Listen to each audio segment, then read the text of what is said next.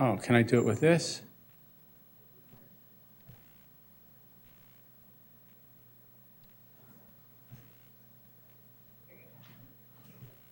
Okay. Okay. Well, thanks for coming. And I wanted to start off by thanking the committee for giving me the opportunity to share the work with you, as well as thanking the university for providing a context that I can work in. Yeah, I'm doing a presentation about my research as a sculptor. I'm an object maker. I make things. I make little things, I make medium-sized things, and I make big things. And I'm just sort of going to take you through a tour of a project that I've been working on for the last 20 years.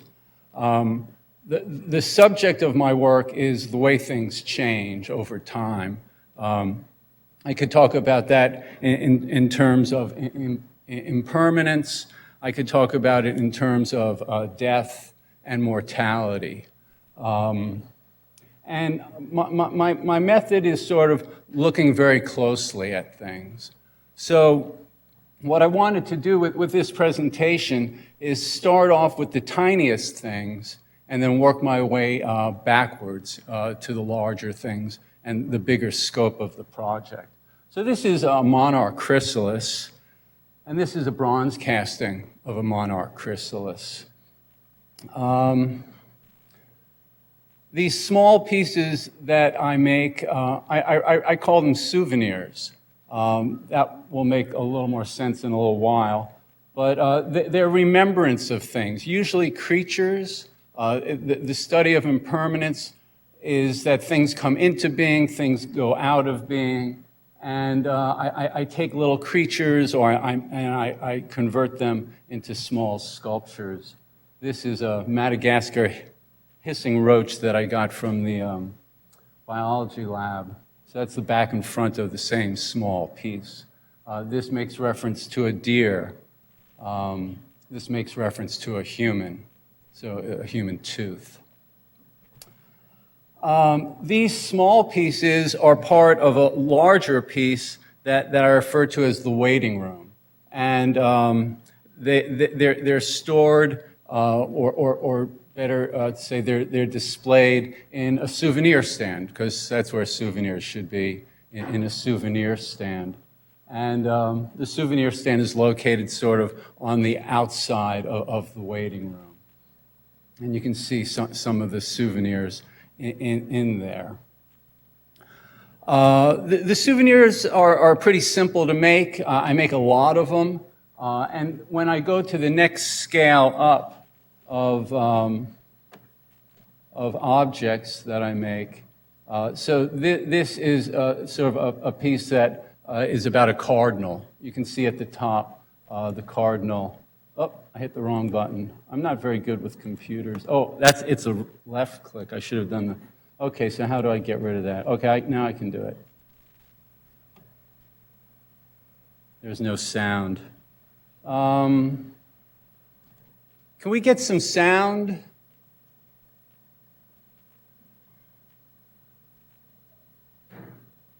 Does anyone know how to do the sound, get the sound up?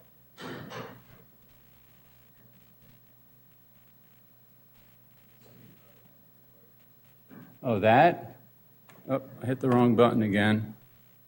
Oh, wrong one. Do you know how to do the sound?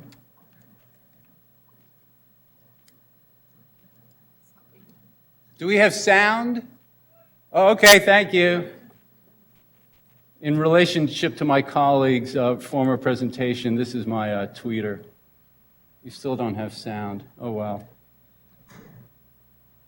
There's no sound. I would like to get some sound because there's some more later on. I think he's working on it. Oh. Sorry. I'm good at making things. I'm really bad at technology.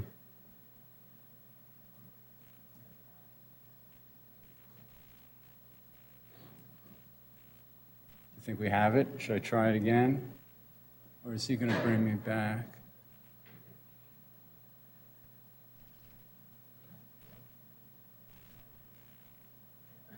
Okay, let's try it again. Okay, so souvenirs, seahorse, hissing roach, deer, human tooth, waiting room, souvenir stand. Okay, let's try this. Whoop.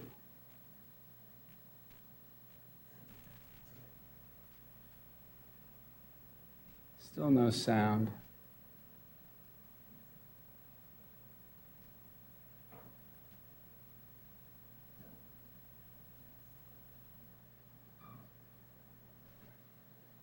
Should I just keep going on? Okay, sorry. Well, it tweets. It does tweet. Okay, so that was a larger piece that dealt with the cardinal. This is the human. Actually, my in-laws, a tablespoon each of their cremains. The dog, Shade, he's a good buddy. Now, he used to jump through the hoop. Now he jumps through the hoop in perpetuity. A deer. This deer died on my driveway, and it leaps with the arrow that killed it in its jaws. So when I started this work in 1997, I had just finished a body of work about creation and how things come into being. And I wanted to look into how things go through dissolution, go out of being. And I started that process by reading a lot of books from different traditions about how different traditions deal with death and dying. And in my reading, I came across the Tibetan Book of the Dead. And within the first 5 pages, I realized that I had found a book that would serve as a model for me to work on. So in looking at this Buddhist tradition, I started making a variety of Buddhas that sort of dealt in the same way with the passage of creatures. So these are 5 Buddhas. There's Emerald Ash Buddha, Deer Buddha, Lotus Buddha, Tooth Buddha, and Squirrel Buddha. And you're going to see that in the waiting room, which takes around 4 acres of land, I'm creating sites. It's almost done in the nature of like a miniature golf course where you go from site to site doing the different things. In this piece, you go from site to site, and each site is made up of a number of pieces, and they provide a space and objects for reflection on impermanence. So this is the Deer Buddha site, and there you can see the Deer Buddha in its receptacle. I'm currently working on the housing for the deer skeleton so that the deer skeleton that you saw in the previous slide will be housed next to the Deer Buddha. This is in progress. The whole waiting room area is in progress and will take me many years to complete. This is the Bee Buddha site.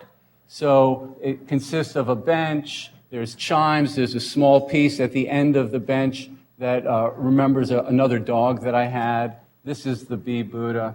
He wears a gown of a honeycomb. His sash is bee wings.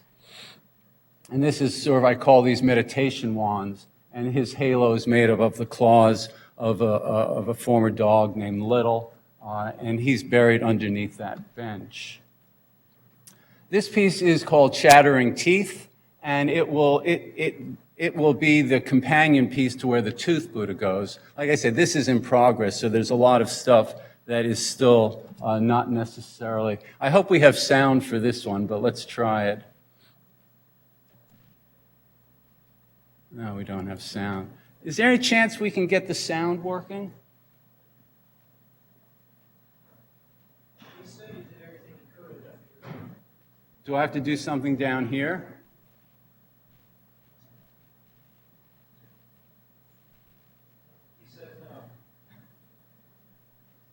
So that means, because I looked at this on Monday and I had sound.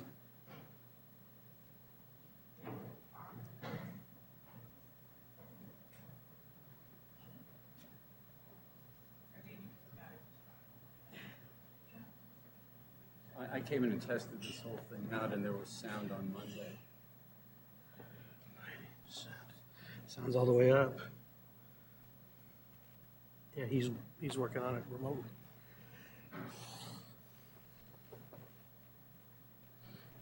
Chattering teeth isn't as impressive if you don't hear the chattering.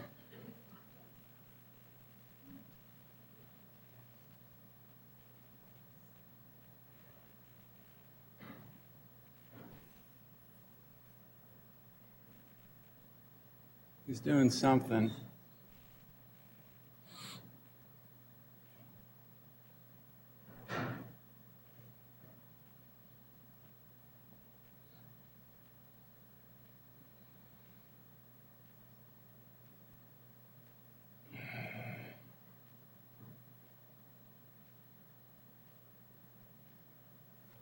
Try it.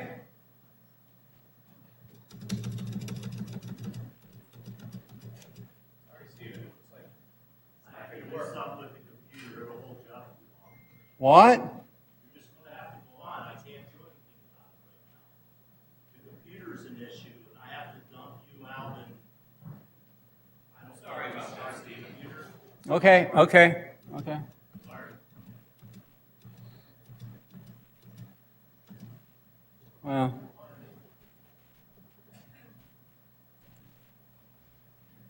So it's really not the same without the sound.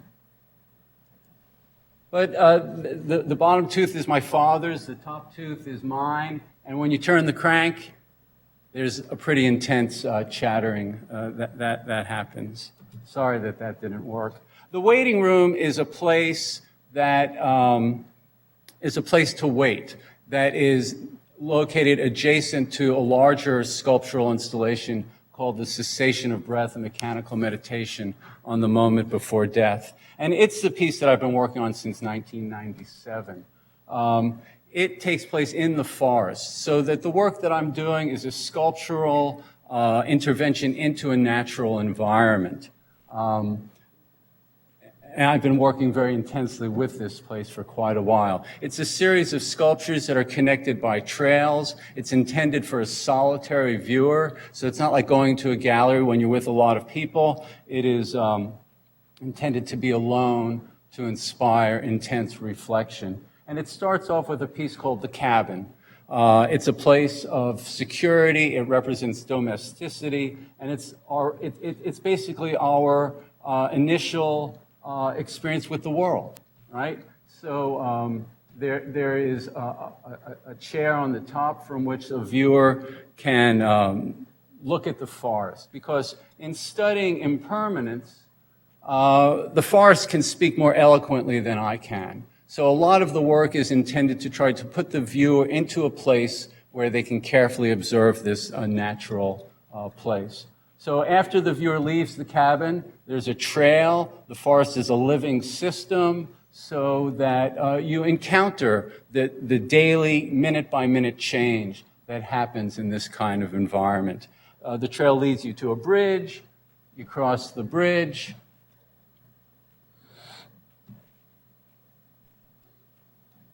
And you're with this environment. With all of its creatures and both flora and fauna. The next piece that you encounter on the trail is this piece. It's sort of like a signpost because you're going somewhere. There is a final destination. And this piece made out of glass, stainless steel, and bronze has a text from the Tibetan Book of the Dead that describes what you're about to experience at the moment before death. And that is signified by your last breath.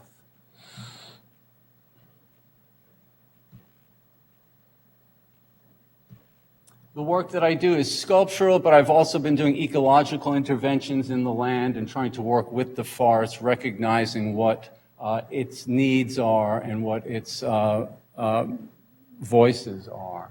The place where the mechanical meditation takes place is within this piece I call the vault.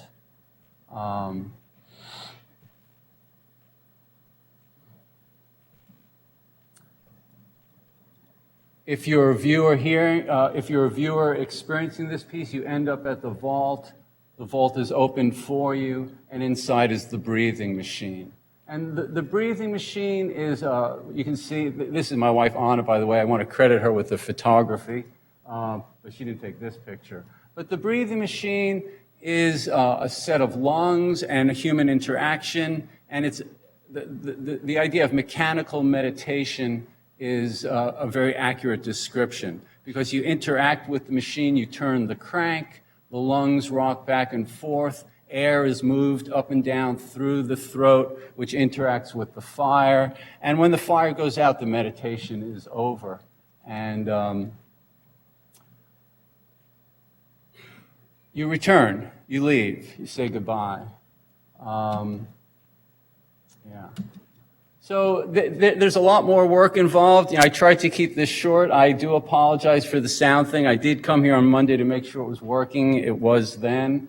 But if you want to see more work, I have a website, and you can see more work in more detail. And do I have any more time? Okay. Because so my work is a response to this thing that's happening to all of us. And when you look at my work, you're seeing my response. But this little clip probably still don't have sound, but the sound isn't as important with this one. It's sort of a showing of the thing that I'm studying. So the first slide was of the monarch. This is the monarch caterpillar. You're going to miss out on my narration, but.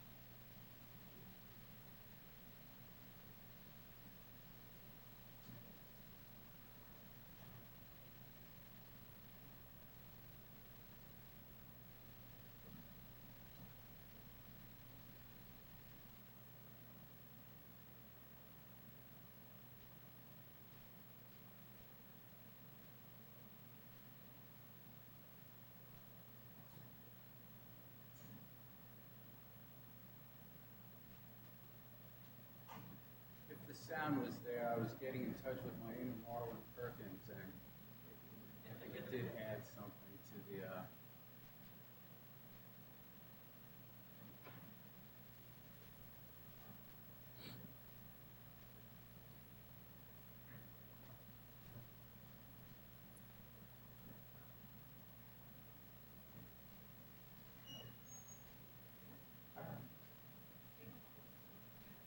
Yeah. So this is yes. This is located in the southeast corner of Claremont County, Ohio. It's where I live and work. Yeah.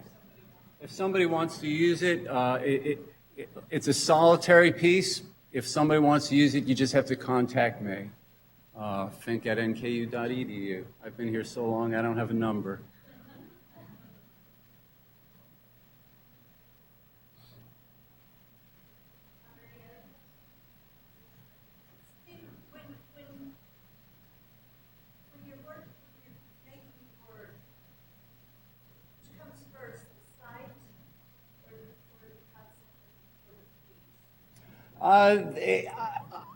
It's probably different for each piece, and it's probably a little bit of both. This work has changed drastically. When I first started working out there, it was before the emerald ash borer came. The forest has a large percent of emerald of ashes. So I had plans. I was doing all these things. It's sort of like I went to the forest and I said, "Speak to me of impermanence." And it said, "I'm going to show you impermanence." And it kicked me on my ass because places that were forested, all the trees died. So I spent years just cutting down trees to make parts of it safe to enter again. And also there's an interest in the ecology and the health of the forest. So I'm planting medicinal herbs. I'm working on getting rid of invasive plants. So I'm working with the forest. So, the bridge is there because I needed a place to cross this ravine. So I would say it's both. Yeah. Okay, thanks a lot, and I do apologize for the time.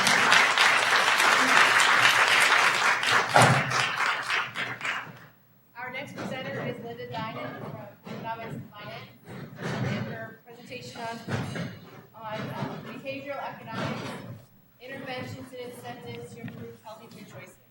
So, do you want this mic? I'm going to stay here. They'll bring it up. They'll bring it up for me? Okay. To proceed, it's just the white button. The white button, okay.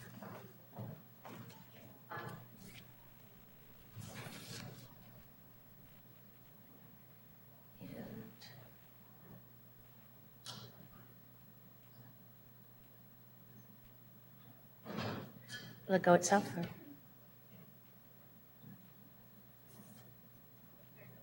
Oh, it does, okay. Hey, good afternoon. I'm Dynan from the College of Business. I'm going to talk with you this afternoon about behavioral economics and how it applies to healthcare. So my presentation has 3 sections. I'm going to first lay out some underlying ideas associated with behavioral economics. I'll identify some main findings from 2 published studies on using behavioral economics to influence healthy eating. And finally, I'm going to outline our next project that I'm working on with Robert Siegel, the Director for Center for Better Health and Nutrition of Cincinnati Children's Hospital. So in the first part of the talk, I'll discuss the differences between standard neoclassical economics and behavioral economics, discuss some main principles and strategies to implement the concepts associated with behavioral economics to improve decision making. So neoclassical economics, as I hope many of you know, is the study of optimal choices under conditions of scarcity. It uses a welfare economics framework that assumes that individuals can determine what is best for themselves, and that their preferences, as revealed by the choices that they make under the constraints they face, are the best choices as determined by the affected decision makers and should be used to guide policies. These revealed preferences are complete. People can judge between 2 alternatives. They're non-circular. That means they have some transitivity qualities, and they're independent. However, welfare theory-based neoclassical economics maintains a number of underlying assumptions about rationality and decision-making that are pretty hard. Did it not go? Okay. Are hard to maintain in the face of human experience, particularly when making decisions under conditions of uncertainty, which is almost always. And these include consistent preferences, subjective expected utility, emotionless deliberation, unlimited cognitive ability, unlimited willpower, unlimited attention, and frame and context independence. For example, and that sounded like a lot of stuff, the concept of consistent preferences seems to break down in the face of changing context. People will choose differently based on the presentation, both the order and placement of options. For example, the placement of food items in cafeterias has a significant impact on the food people choose. Likewise for products in supermarkets. If you change the placement of the product, people's preferences seem to change. Attention, willpower, and cognitive ability are also known to have distributions within a society and are treated and rationed like scarce resources and certainly are not unlimited. Indeed, people are sometimes willing to pay others to help them change their behavior to align with what they know to be their better choice. For example, people hire dieting, drinking, and exercise coaches, and there's even a commitment website called Stick It that tries to get people to conform to their own best intentions. Okay. Frederick, currently a marketing professor at Yale, developed a simple question in his empirical behavioral economic framework, which I'm going to try now. So, to think about it for a minute, if a bat and a ball cost $1.10 in total, did this show up? It didn't show up here, sorry. There it goes, okay. The bat costs $1 more than the ball. How much does a ball cost? Well, if you answer quickly, you may not get the right answer. Okay, the correct answer is the bat costs $1.05 and the ball costs 5 cents. I don't know if any of you got that right. But, as it turns out, over 50% of Harvard, MIT, and Princeton undergraduates answered intuitively, which turned out to be incorrect. So our brains actually respond they turn automatically to intuition. So how does the empirically predictable behavior that we often respond intuitively spill over to other decisions that people make in pursuit of optimizing their long-run well-being? That didn't work. So. Okay, sorry. So behavioral economics provides a wider understanding of human decision-making informed by empirical results of psychology that can be used to improve upon the rational decision-maker models of standard economics to enhance our decision-making and improve policy-making as well. So behavioral economics acknowledges the limitations experienced by people navigating complex environments with competing demands as they attempt to make decisions that are going to optimize their well-being. In particular, behavioral economics acknowledges that decisions tend to be suboptimal and prone to error, even from the decision maker's own perspective when the decision makers lack experience, have limited information, or the consequences of those decisions may not be immediately felt. Behavior economics explicitly takes into account the psychological concept of two competing thought systems experienced by individual decision makers, known as System 1 and System 2. System 1 operates automatically and quickly with little or no effort and no sense of voluntary control, while System 2 requires that individuals allocate attention to effortful mental activities, including complex computations. In this sense, System 1 requires less cognitive effort. In economic terms, it is less costly. Okay? And therefore, it's going to be most likely to be employed by the decision maker unless he, she, or they exerts efforts to slow down and activate his or her or their reflective abilities. So System 1 offers the path of least resistance and is why on average more people will likely also choose a default path because it's less cognitively burdensome. So behavioral economics recognizes that the path requiring the least effort is the one most likely to be chosen. So as we say, economics done with strong injections of good psychology is really what behavioral economics is about. So decision makers often reduce cognitive burden or this cost by using heuristics or rules of thumb that provide intuitively appealing answers. Two psychologists, Kahneman and Tversky, have found predictable types of biases that lead people to decide suboptimally built into these easy decision rules that emerge when the two thought systems are interacting. And these three biases are anchoring, availability, and representativeness.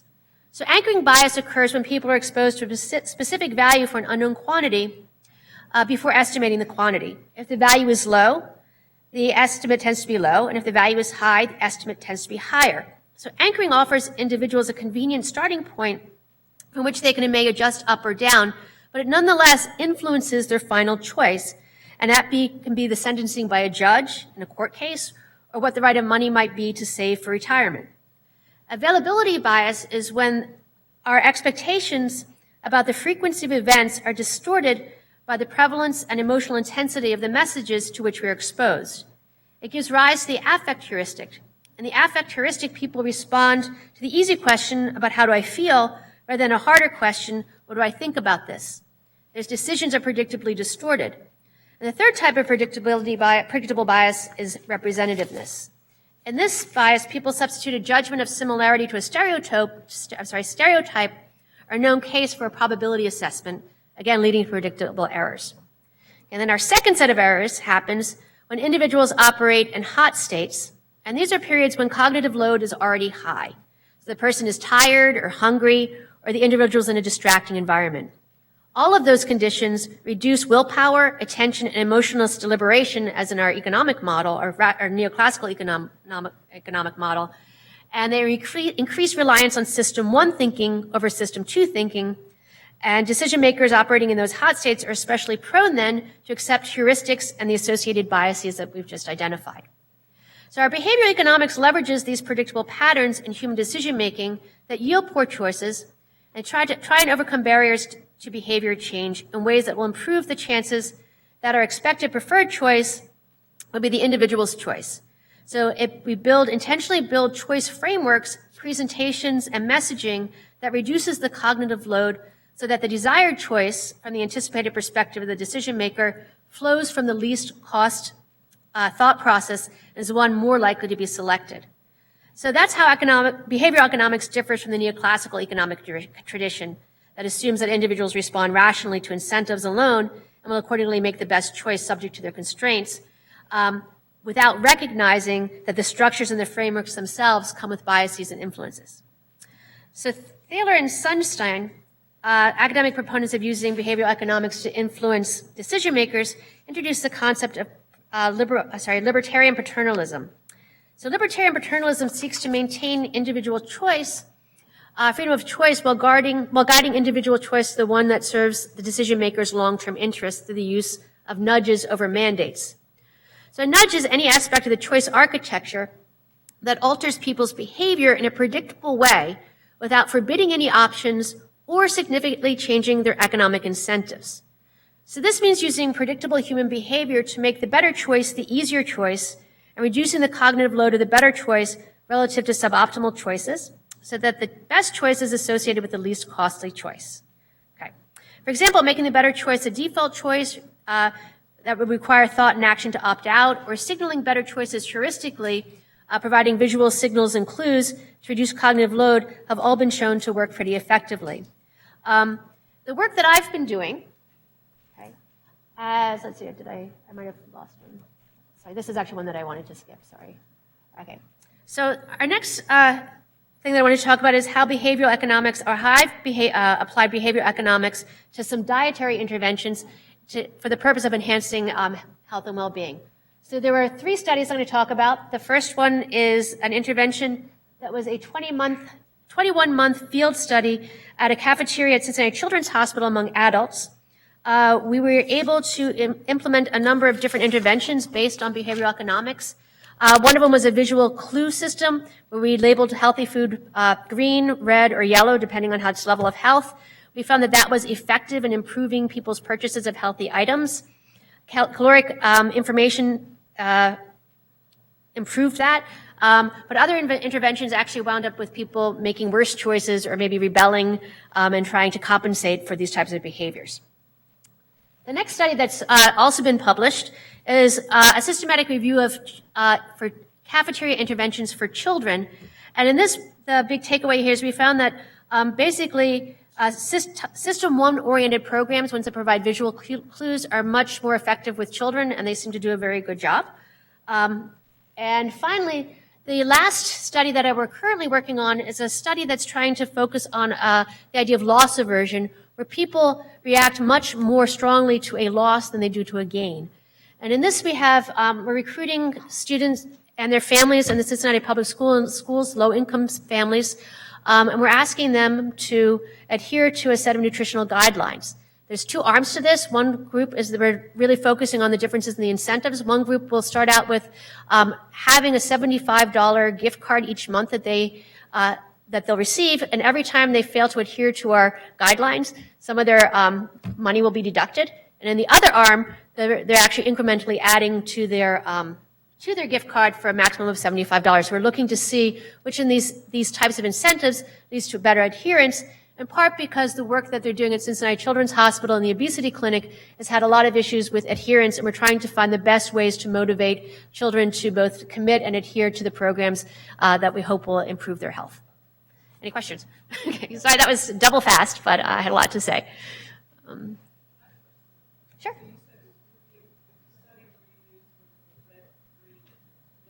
Mm-hmm.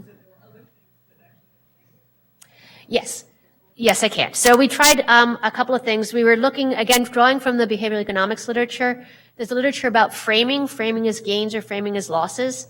And people, so we had, we were focusing on the purchasing, we were receiving cash register receipts, and they had actually programmed the cash registers to collect certain information for us. We had signage at one point in one of the interventions where I think that we had, if you drink this soda, it will take an hour and a half of exercise or something like this. People didn't like it. They didn't like the sort of nanny-ish effect of that. Like, if you do this, something bad will happen to you. And then people sort of reacted badly to that. And there was another one that they didn't react that well to, had to do with peer effects. So we were trying to motivate peer behavior. So there's some evidence in prior literature that people would respond positively if they knew that all of their, 95% of your cohort is, buying a salad today instead of that piece of pizza. And that didn't go so well either. And we also found that, one more aside on that study, we found that people's willpower diminished over the course of the week. So Monday, people were doing great. By Friday, it was really, they were not, they, the adherence just really kind of dropped off quickly. Not quickly, but over the course of the week, we saw effects. Okay. Yeah.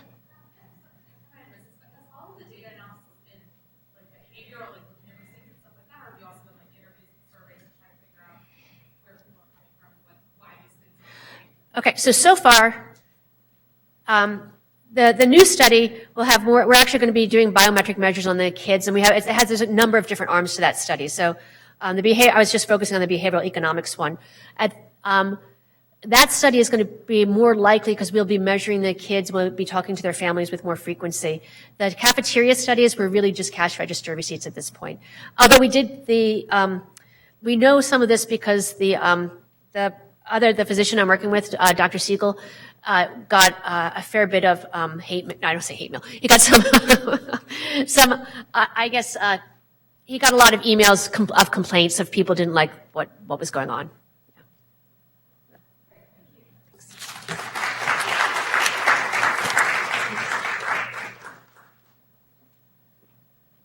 Our next speaker is Randy Brandt from Communications, talking about the current state of the Voice of the Consumer programs.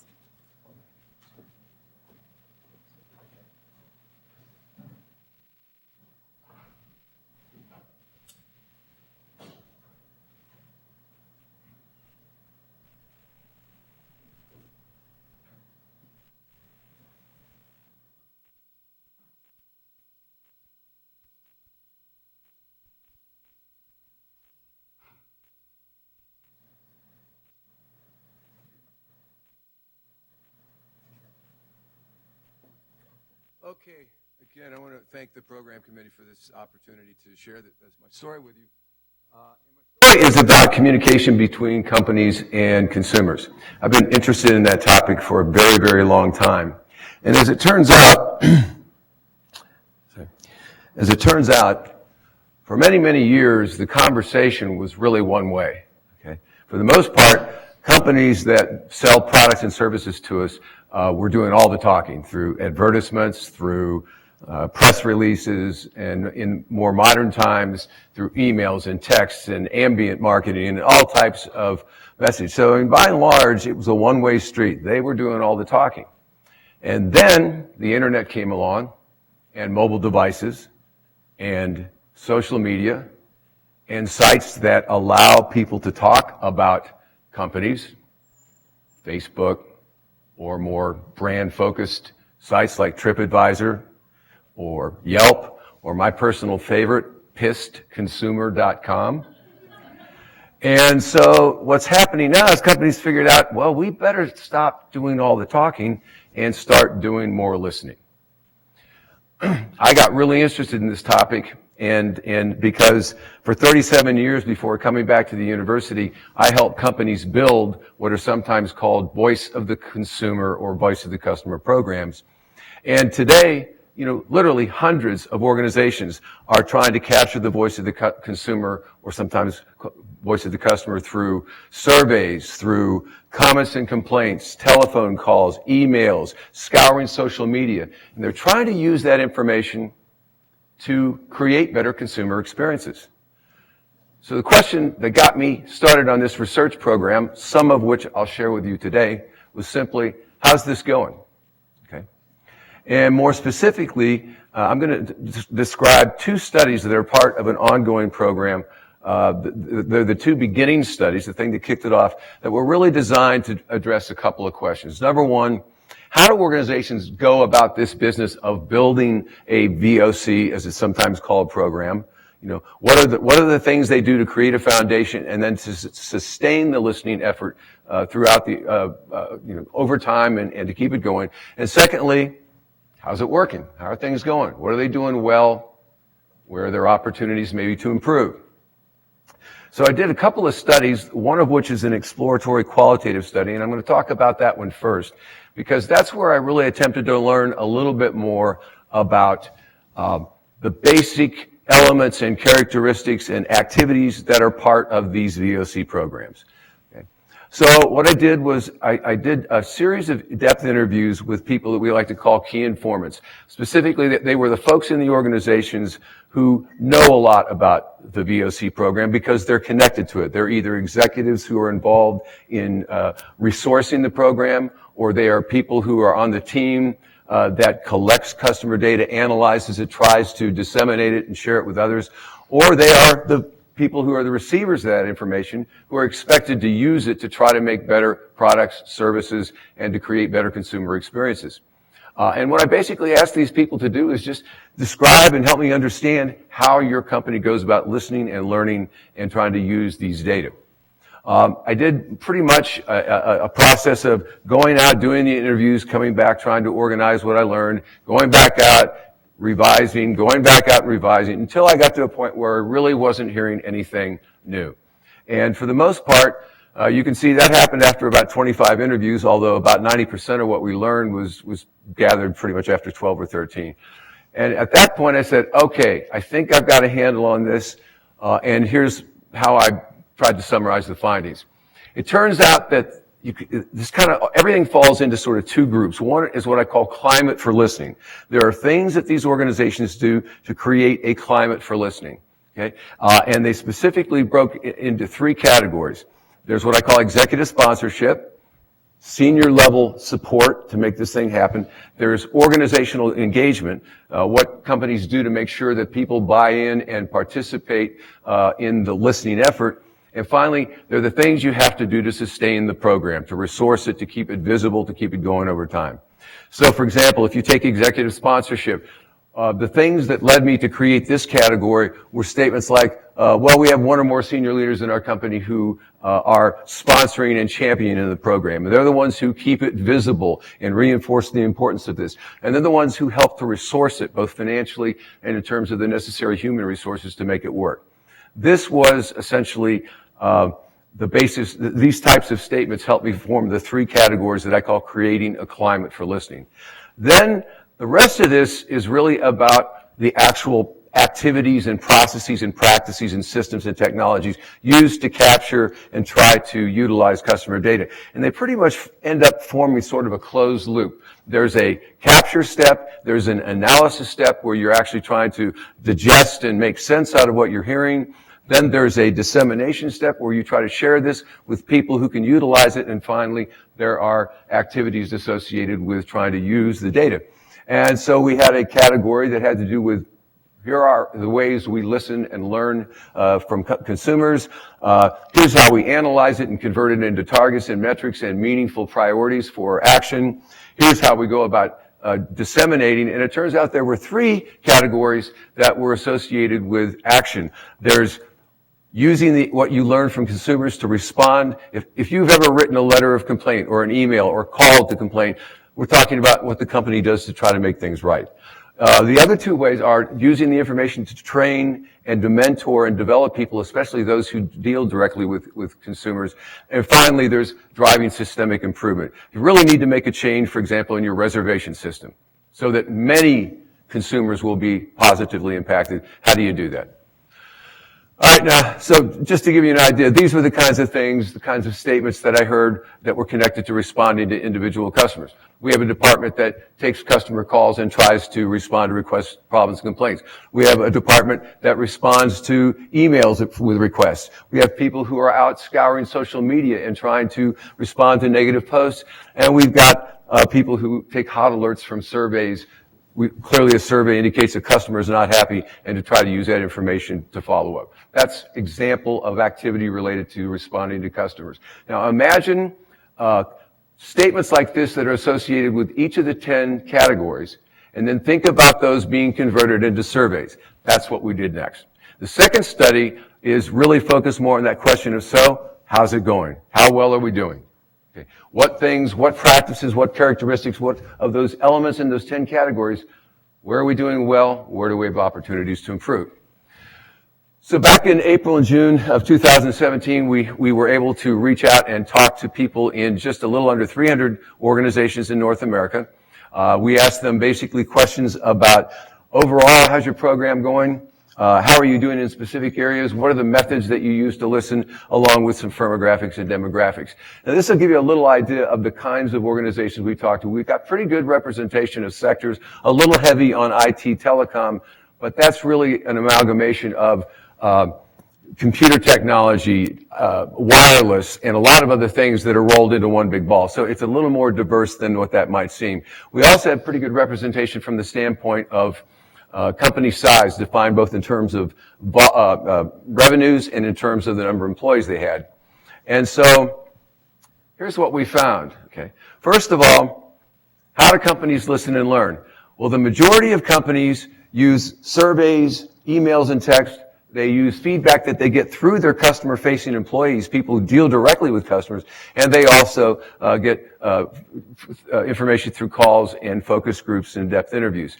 Now, you'll notice what's nice about that is it's a combination of solicited information, companies going out and asking consumers for feedback, as well as information that's initiated. It's unsolicited, but consumers take the time to provide it. So it's a nice mix from that perspective. It's also a nice mix from the perspective of both qualitative and structured quantitative information. Now, the other thing you'll notice here is just at that 48 and 44, right in the middle, feedback through the company website and social media. At the time I collected these data, we did not quite see a majority of companies using them. I would hasten to add that if we did this again right now, or if we did it in 2 more years, I bet that jumps into the mainstream because more and more companies are doing it. And that tells why we probably should keep this kind of research going, so we see how these programs evolve over time. As far as how they're doing, what the companies basically said is a majority of them said, we've been somewhat successful, but we're not quite where we want to be. So only about 1 in 10 said, this is perfect. We killed it. We did exactly what we want to do. Most organizations are not quite where they want to be. They're doing some things well, but other things maybe they could work on. So that's will take us to, so how are they doing in these 10 categories? And the good news is that when it comes to creating senior sponsorship and support and organizational buy-in, creating that climate, they think they're doing pretty well. They also think they're doing pretty well at actually capturing consumer information. And they think they do a pretty good job at responding to individual customers. If you call with a problem, they think they do that well. Where they're struggling is in analysis and integration of the data, in sharing the data and making it accessible to people who have to use it, and in 2 other categories that related to utilization. Using it to train and develop customer-facing employees and using it to drive improvement. So, some things are going well. There are opportunities to improve. Now, I showed a lot of graphs, and I know some people, I didn't even begin to get into the statistical analyses, and there's a bunch of them, so I tried to spare you for that. But I know some people still don't like a lot of bar graphs. So to summarize this, I've created a cartoon version. And I'm hoping that the cartoon version will work. So it goes like this. Companies are doing pretty well at creating a climate for listening. Okay? And they also are doing pretty well at capturing customer data, and at least from the standpoint of responding to individuals, they do that pretty well. But the business of analyzing and extracting all the information that's there from the standpoint of being able to make sure that information gets into the hands of people who can use it to create better customer experiences, and from the standpoint of trying to create and make change and build better product, service, and consumer experiences, not so good. Okay, not so good. That's where the challenges are. So this process is continuing, and I'm continuing to do research, and I can tell you more about that maybe offline. But I'll simply say that as communication between consumers and companies continues, I'm sure companies will still do more talking. Hopefully they'll do a better job of balancing with listening. And as these programs evolve, they'll get from just being able to get customer feedback to digest it, extract insights, diffuse it, disseminate it, and use it to make improvements. Now, I realize there's a lot of detail left out, and I couldn't go into it in 15 minutes today. So for those of you who are interested, if you want the details, you can find it in this article that was published in the International Journal of Listening. Or your other option is you're always willing to, you're always welcome to email me, call me, or drop by my office. I'm up in 514 on the 5th floor, and I'll tell you what I'm doing now and tell you more about this if you're interested. Question? Do we have time for a question or two? Do you have any questions? Yes. Do you find that make it better when there's a threshold? I mean, like if something is really dangerous or damaging to a company, that's when they're good, they're nervous. Okay, so let me state your question in a different way. Do companies respond and get effective at using information when they're in a little pain and discomfort, or when things really get drastic and life-threatening? In a crisis, they will act almost immediately. But one of the problems of this dissemination and utilization is it gets filtered through so many departments and channels, especially if it's considered as downward communication. That's why a lot more organizations are trying to make it more lateral and horizontal so that you don't have to filter it down. And working its way up to the C-suite, a lot of the bad news gets nixed. And so it sounds like things are going better than they are. And that's why, for example, in one of my follow-up studies that I've done, that I reported at a conference last year, we found that senior executive sponsors evaluate their VOC program on all 10 categories significantly more favorably than the people who are actually running the program. Yeah. Anything else? What advice would you give for somebody who is interested in collecting and distributing from a business standpoint? Okay, so what advice would I give to somebody who wants to collect and basically help companies do this, help companies conduct research and gather information? Find out what they have, find out what they need. In other words, what questions are keeping them up at night, what information would they like to have that they don't currently have. Build a system that will provide that information, learn to make those data work together, and I think you'll move the needle on that closed loop process from just capturing data to being able to analyze and share it and take action. Okay, thank you.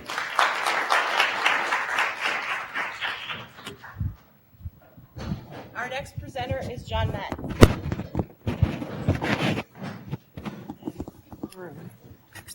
And John will be presenting on the role of farmers markets in establishing a sustainable food systems in Greater Cincinnati. This some of your slides? Yeah. Do you want to use this mic or do you want a handheld? Maybe handheld.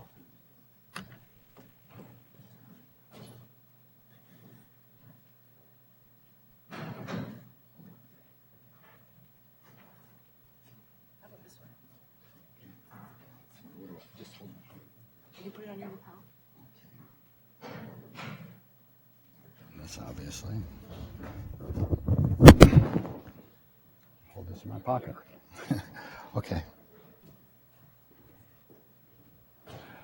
Well, thank you for coming and for setting all this up. I've changed the title slightly from what was initially submitted because really there's been sort of a rapid growth in farmers markets in the last 25 years, but they've been slowing down, and that's what I've been founding. That's what I found here.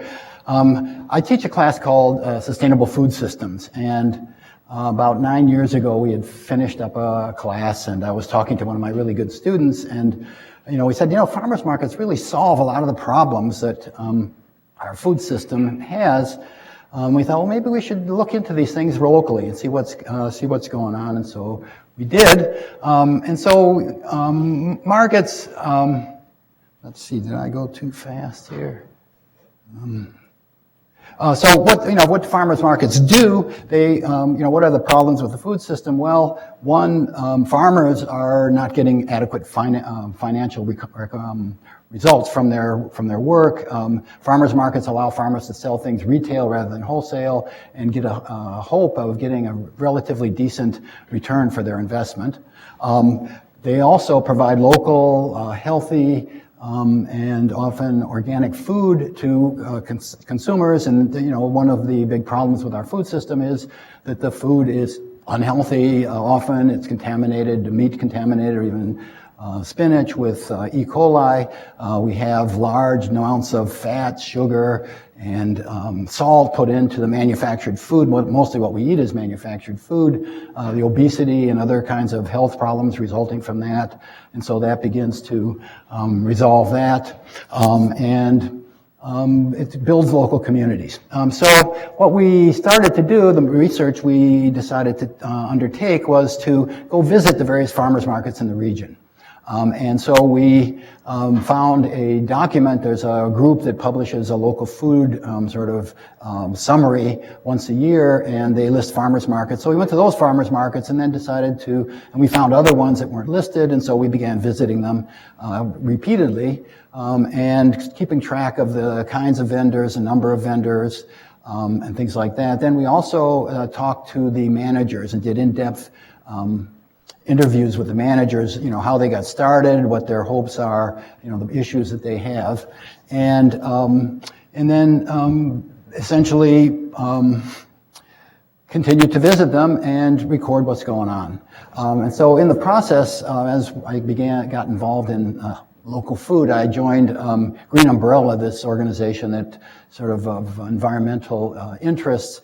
They have a local food team, local food action team, and so I joined that and became a leader in that. And we were involved in a survey in 2015 of all the farmers market managers, and very thorough survey which came up with a lot of different information, a lot of which we had already been collecting, but there was some information about financials and things like that. So we combined that in our research. And so this is a graph of the numbers of farmers markets in the U.S.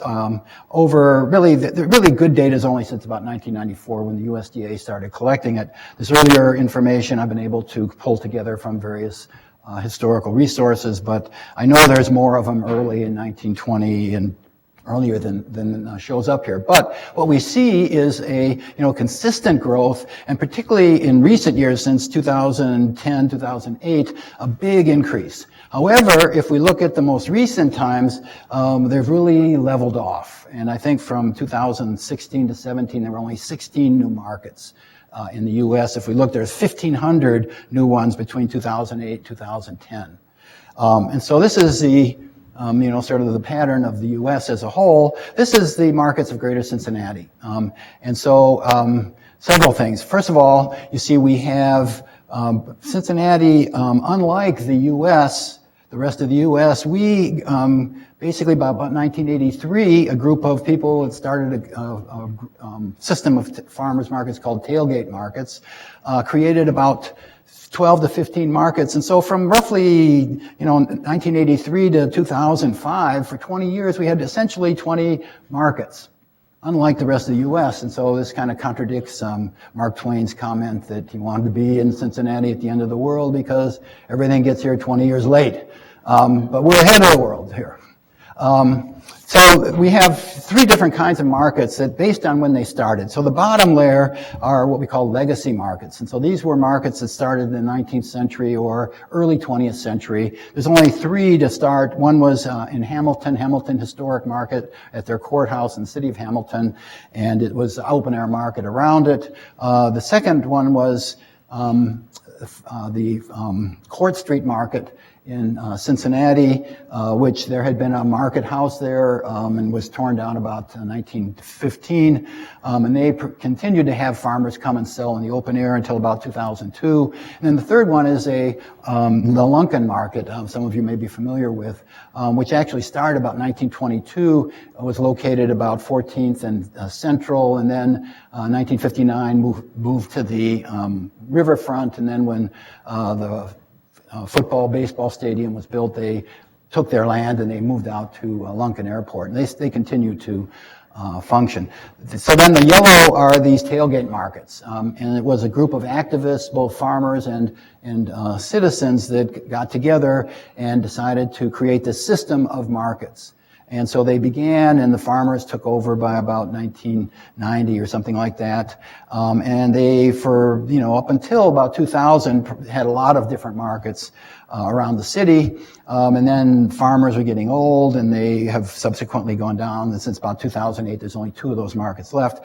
And the upper ones are recent markets that have really started since about 1970 or something like that. And again, you see big jumps from 2008 to 2010. However, if you look, you see 2012, we peaked, about 42 markets. In 18, we had 34. And so we've had this kind of decline in markets going on. And so that's what we kind of wanted to look at. There were 34 markets in 2018, and they were spread around through the city. This is a map of the markets in 2017, and there's two kinds of markets, and this is based on the array of vendors that are selling at the markets. The yellow ones, we call consumer-focused markets, okay? They are started by citizens, activists who are interested in providing food for their families and for their community. And they have many types of vendors, including farmers, but also other kinds of vendors who are producing food and as specialists, okay? The other markets, the green ones, are what we call farmer-focused markets. And these were markets started by farmers, almost exclusively farmer vendors, and no nonsense kind of market. So these farmer-focused, were selling produce. Their spouses might be making jams, jellies, or bakery, sort of sidelines, but they're farmers selling farm stuff. These consumer-focused, as I said, there are some farmers, but then there are bakers who make bread and bakery, cosmetics. A whole array of different kinds of products. Some markets have crafts, and so they also have music venues. They have games for kids. So it's a very different kind of world that they inhabit, and I'll be talking more about the managers. So this is a graph showing these are the number of vendors in the bottom layer, and then the red are the farmer-focused markets, and the orange are the consumer-focused. And so what we see is, that these farmer-focused markets are, sort of concentrated in smaller numbers of vendors. So this is 1 to 3 vendors, 4 to 6, 7 to 10, and so on. And these consumer ones are, bigger markets, a lot different kinds of vendors. So not surprisingly, there's more of them.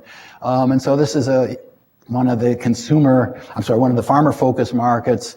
They're sort of no-nonsense markets providing food without a whole lot of other stuff. And they're basically trying to make a living, improve their income by selling retail. I'm sorry, what happened here? What did I do? Okay, these consumer ones, again, as I said, the managers have lots of duties. They have to, organize the market. They have to be there. They have to resolve conflicts between vendors or other people. They have to collect the fees that people pay, keep track of the money, handle phone calls. So they work all day. The market is there, but people call them up or email them or on social media. They have to deal with that, and this is one of the big problems. This is the Hyde Park market, and we'll see that they have music and a variety of other things.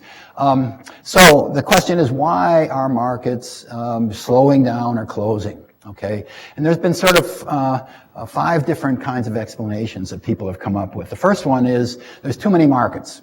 That they've overdeveloped. There's not enough consumers to keep them going, okay? The problem with that is that research has shown that only about 0.3% of all the food that's sold is sold direct from farmers to consumers. And that would be farmers markets, farm stands, and CSAs, okay? Which were a group where a farmer sells shares of what he's going to produce to consumers. They put money up at the beginning of the year. The farmer then can use that for buying things and supporting himself. The consumers share the risks that the farmer has, which is, that. So anyhow, there's lots of room to expand. If you can figure out how to do it, I think. If you only got 0.3%, then you ought to be able to figure it out.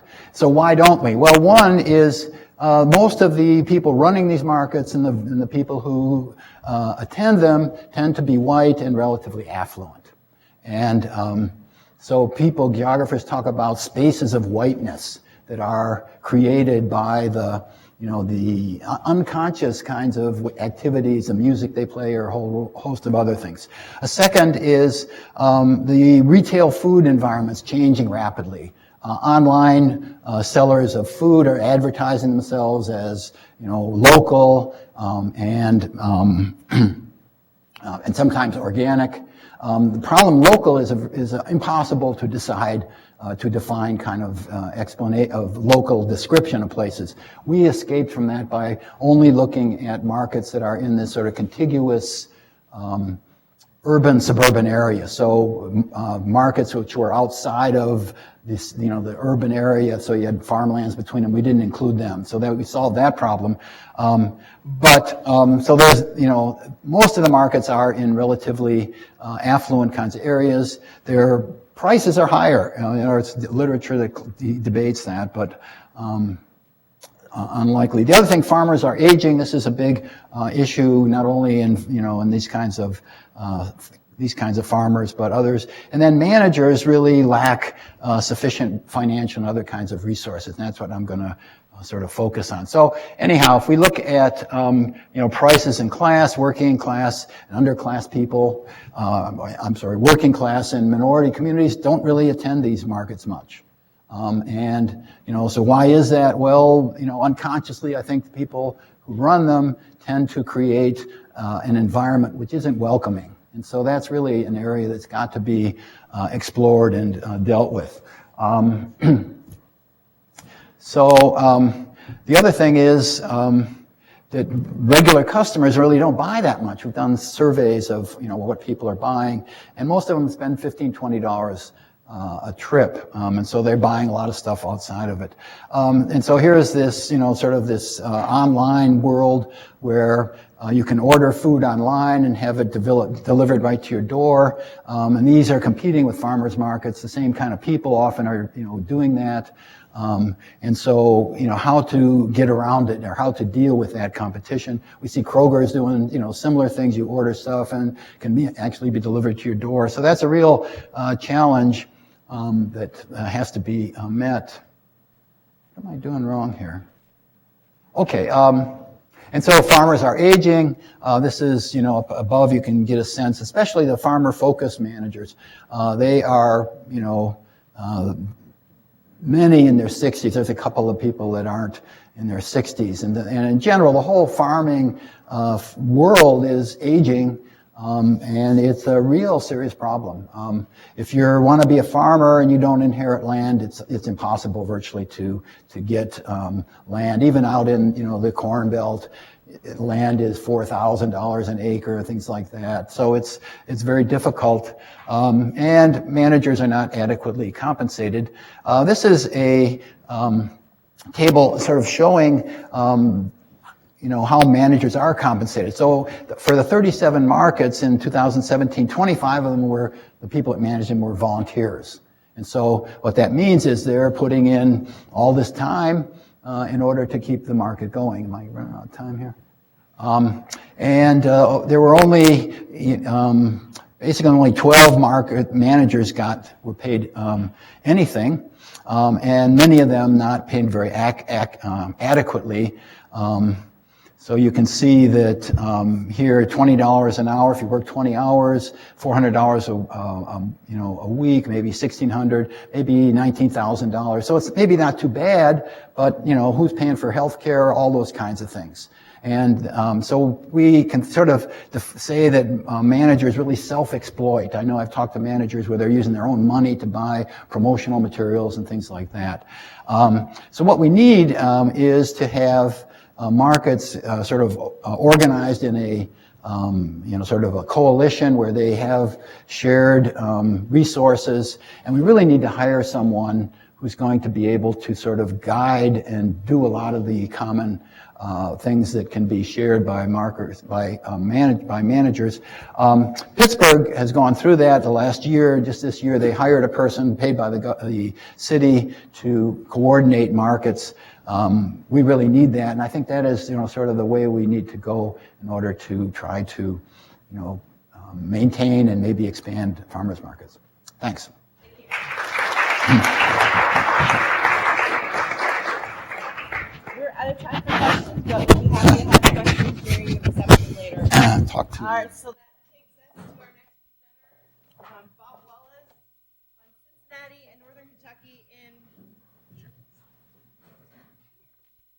Frederick Douglass's life, mind, and newspaper.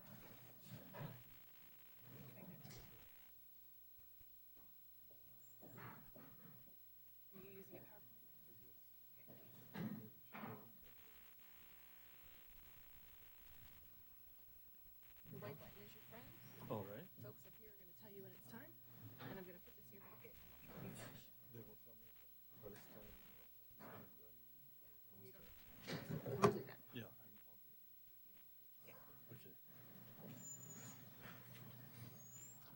Okay. Thank you very much. Today I'm going to share a little bit of the book I'm writing on Frederick Douglass and Cincinnati anti-slavery. Douglass came to Cincinnati 5 times between 1850 and 56. These visits strongly influenced his life as an orator, author, editor, and political strategist during one of the most challenging periods of his life and that of our nation. Douglass's visits during these years also helped Cincinnati, already known for its Underground Railroad, to become a national center of anti-slavery enlightenment. Even so, these visits have been entirely overlooked by biographers of Douglass and historians of Cincinnati. Frederick Douglass was born into slavery near this river in eastern Maryland in 1818, 1 year before Cincinnati was chartered as a city. Douglass escaped from Maryland as a fugitive slave in 1838. He and his wife Anna settled in New Bedford, Massachusetts, where the first house in which they were given shelter is now a national landmark. In August of 41, William Lloyd Garrison invited Douglass to come to Boston as an agent of the Massachusetts Anti-Slavery Society. Douglass is 23 years old, and this is our first image of him. In September of the same year, Cincinnati suffered its third and most deadly riot against blacks and abolitionists. Douglass was scheduled to make his first visit to Cincinnati in October of 1843 as he toured Ohio and Indiana with other Garrisonians. In Pendleton, Indiana, near Indianapolis, a mob attacked them with clubs and brickbats, leaving Douglass unconscious and with a broken hand. His colleagues convinced him to avoid Cincinnati and other Ohio River towns on their tour out of fear that Kentuckians would kidnap or arrest him as a fugitive. He instead spoke in a series of central Ohio towns whose audiences he had laughing or weeping at will. This Presbyterian church at which he spoke in Putnam, across the river from Zanesville, still stands today. Douglass published his first autobiography in 1845. Because he was a fugitive who had now identified his owners in Maryland, he lectured for 2 years in Great Britain. His freedom was bought by women in England who also gave him money for a printing press so he could publish his own newspaper upon returning to America. Douglass soon discovered that Garrison did not want him to publish a paper that would compete with Garrison's Liberator in Massachusetts. So Douglass arranged to publish his own paper, the North Star, in Cleveland by merging it with the anti-slavery Bugle. When Garrison and his followers blocked that transaction, Douglass moved to Rochester, New York, where he published the North Star beginning in December of 47. During the next 2 years, Douglass's paper covered Ohio, Cincinnati, and its black community in great detail. He was scheduled to visit Cincinnati in July of 49, but he was kept away from the cholera epidemic that took the life of Harriet Beecher Stowe's infant son, Charlie, causing her to move east with her other children. On July 4th, 1850, after Douglass and his fellow Garrisonians had been driven out of New York by a mob, He rode into Cincinnati on the Little Miami Railroad on the path of today's Little Miami bike path. In Cincinnati, Douglas gave 8 talks in 7 days. 5 of them were in College Hall at 4th and Walnut. He also spoke at Baker Street Baptist, a black church that today is known as Union Baptist. He published 4 essays about this one trip to Cincinnati, and 2 of them survive today only because they had been reprinted in the Anti-Slavery Bugle. In one of these, he described the reception that was held for him at the Spring Garden estate of Andrew and Sarah Ernst, overlooking Mill Creek, where the Western Hills Viaduct crosses it today. Andrew Ernst was then known as the pioneering horticulturalist of the West. His wife, Sarah, a Garrisonian from Boston, arrived at Spring Garden after their marriage in 1841. She soon founded the Ladies' Anti-Slavery Sewing Society to make clothes for fugitives from northern Kentucky. By 1850, she had 3 young children, and she wanted to do more than help fugitives. She wanted to awaken Cincinnati to the sin of slavery itself. Bringing Douglas to Cincinnati for a week of lectures in 1850 was the first step in her master plan. For the next 5 years, her sewing society sponsored a 3-day anti-slavery convention in the month of April. Her Cincinnati convention soon became known as the only venue in the northern states where all factions of the deeply divided anti-slavery movement could freely be heard. Douglas was a featured speaker in 1852 and again in 54. After returning in 1850, Douglas recalled the names, returning to Rochester in that year, he recalled the names of 5 esteemed friends he had made at the Ernst reception at Spring Garden. William Brisbane, Levi Coffin, William Watson, William Casey, and John Gaines were black and white leaders of the city's anti-slavery movement. William Brisbane, at the center of this triple daguerreotype, had been a slaveholder in South Carolina before becoming a Baptist preacher and anti-slavery activist in Cincinnati. He commissioned this image from the black photographer J.P. Ball before moving to Wisconsin in 1853. On the right is Levi Coffin, remembered today as the head of the Underground Railroad, here looking much younger than in any image we have of him. Douglas's other esteemed friends were leaders of the city's black community. William Watson, a barber and bathhouse operator, was a trustee of Baker Street Baptist. William Casey, the famed boatman who rowed fugitives across from the Kentucky shore, was a leader of Zion Baptist Church. John Gaines, a young orator and educator, became a regular correspondent for Douglas's newspaper. I have not found photos of William Watson or William Casey, nor have I found any image of Sarah Ernst. I did find, however, this photo of a portrait of Andrew Ernst by the black Cincinnati painter Robert Duncanson. This life-size painting was 7 feet tall. It was given to the Mercantile Library after Ernst died in 1860. The Mercantile Library gave it to the Colored Orphans Asylum in the early 20th century, after which it disappeared. I am hoping it might someday still be found.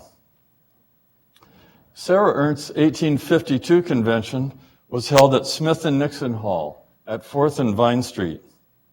This was the city's newest and largest lecture hall, holding 1,500 people. Douglas stayed at Dumas House, the only hotel that accepted black patrons. There, he and Brisbane wrote out the resolutions that were then approved at that year's convention. Those resolutions stressed the responsibility of Christian churches and political parties to oppose slavery. Douglas spoke 4 times in 3 days, and 800 Cincinnatians were turned away on the last evening, so eager was the city to hear him. In 1850, Douglas had been a Garrisonian who renounced political action in the belief that the U.S. Constitution was a pro-slavery document. By 1852, he had changed his thinking on this question. The Cincinnati Convention in April of that year gave him the perfect opportunity to network with three leaders of the Free Democratic Party that was then emerging as an anti-slavery force: William Brisbane and Samuel Lewis of Cincinnati, and George Julian from Indiana. In Pittsburgh, a few months later, Douglas served as vice president of the National Free Democratic Convention that chose John Hale of New Hampshire and George Julian of Indiana as its presidential ticket. This party passed a strong anti-slavery platform that strongly echoed the resolutions Douglas and Brisbane had drawn up in Cincinnati. The Free Democrats won no electoral votes in 1852, but they established a strong network throughout the northern states from which emerged the Republican parties in the 1854 congressional election, which then consolidated into the National Republican Party in 56.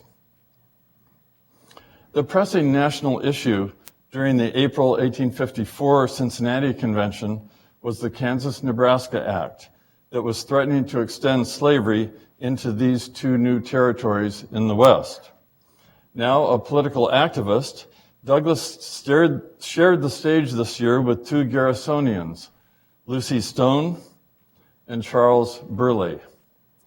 They conducted a 3-day debate among mutually respectful abolitionists who shared the same goal with different methods for achieving it.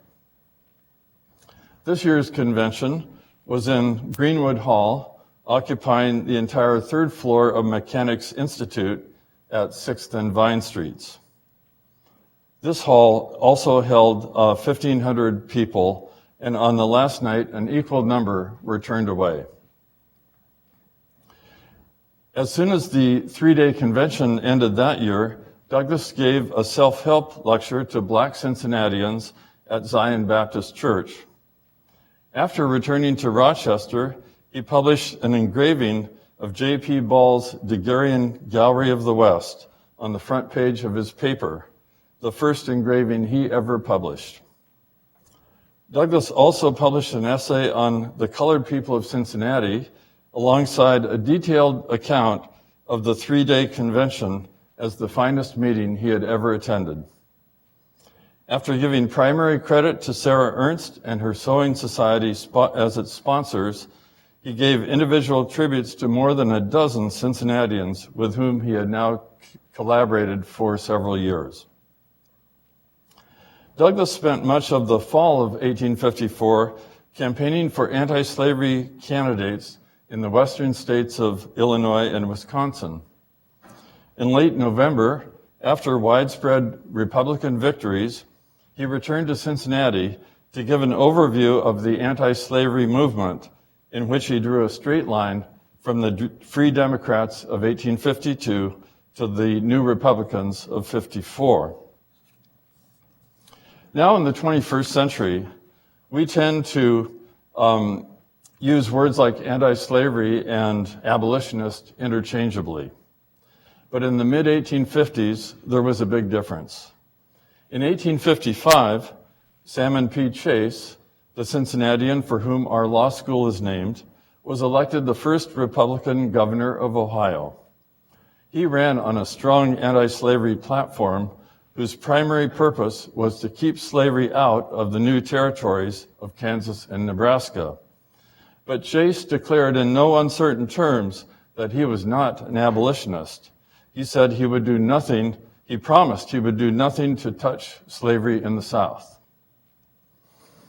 On March 2nd of 1856, Douglas spoke in Cincinnati 3 days after Margaret Garner and her surviving family had been sent back to Archibald Gaines, the slaveholder from whom they had escaped in Richwood, Kentucky. When the family had been arrested after crossing the frozen Ohio River to freedom in Cincinnati, Margaret had killed her infant daughter, Mary, to save her from the life she had herself experienced as a slave. Frederick Douglass covered the Cincinnati court case of this, who he called heroic slave mother, at great length in his paper. He also covered the further tragedy in which Margaret and her surviving family had been sent into the Deep South by Archibald Gaines one day before the governor of Kentucky received a requisition from Governor Chase that would have brought her back to Cincinnati for trial on the murder charge. For the rest of the year, Douglass and his paper used the desperate act of Margaret Garner as a way of redirecting the attention of the nation and of the new Republican Party to the horror of slavery in the South. The majority of Republicans in 1856, as in 1860 when Lincoln was elected, were anti-slavery, but not yet abolitionists. Throughout the 1850s, Douglass and his esteemed friends from Cincinnati were among the very few who saw the need for and continued to fight for absolute abolition. Thank you.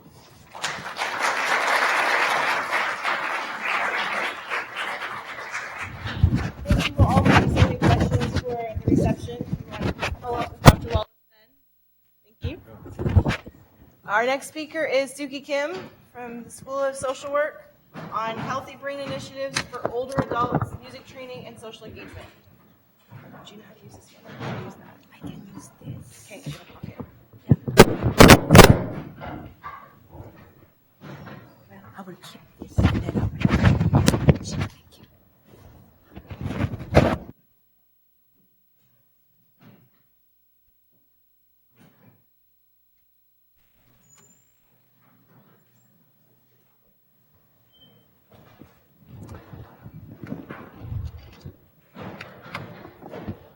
Good afternoon. I must ask, how are you doing all day today?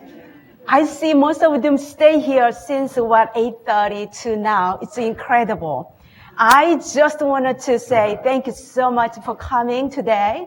In the midst of doing so many different things each day, but who are leaving this room right now, I thank you for coming before my colleague presented until today.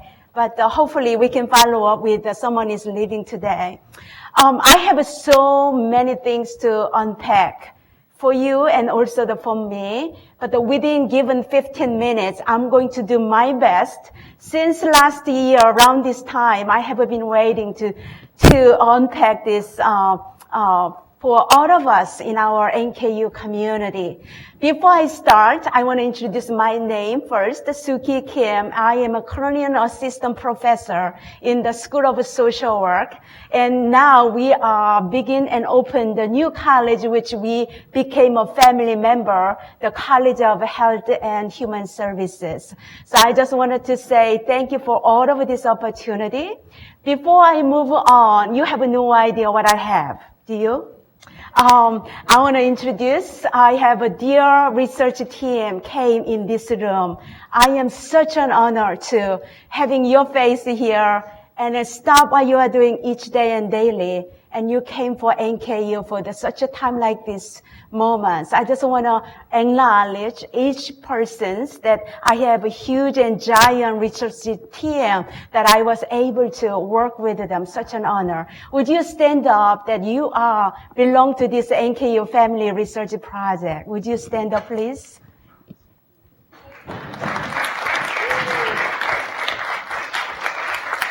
Not to mention, would you please have a seat? Not to mention, this is the few of many team that I have. Such a blessed to have such a team like these people that I want to acknowledge that from the Northern Kentucky Development of Area District, the Shannon Couch came today, and also the Carmel Manor nursing home in our community. I don't know how many people know our nursing home in our community, but they came from Carmel Manor nursing home. Mary, thank you so much for coming. The Kaliana from the Northern Western University, that she is such an expert in the area of the speech therapist and speech pathology as well. And the Stephanie Desigler is my dear research assistant from the School of Social Work. And I do have also the Miranda as one of our traditional social work program students. And please forgive me if I missed anyone. And also our music instructor for this study, the Anna, came from our School of Art at NKU. And also I have two research assistants, one from the undergraduate students as a music instructor for this project. His name is Victor, and also her name is Gita, that they are so dear to all of us. So let me begin with this study. I came with this such an incredible, innovative research title so that you can get funded for this study. So I think we score very well. But maybe I just realized I needed to acknowledge for our dear IRB office, Anita, Anita came here today, and also the Grant and Contract office, Mary and Julie. I want to begin with the Healthy Brain Initiative in older adults, music training and social engagement. I don't know anybody living backward, and I believe all of the people came here today. Everybody each day we are aging. I think that we are all aged compared to yesterday. So we are living in this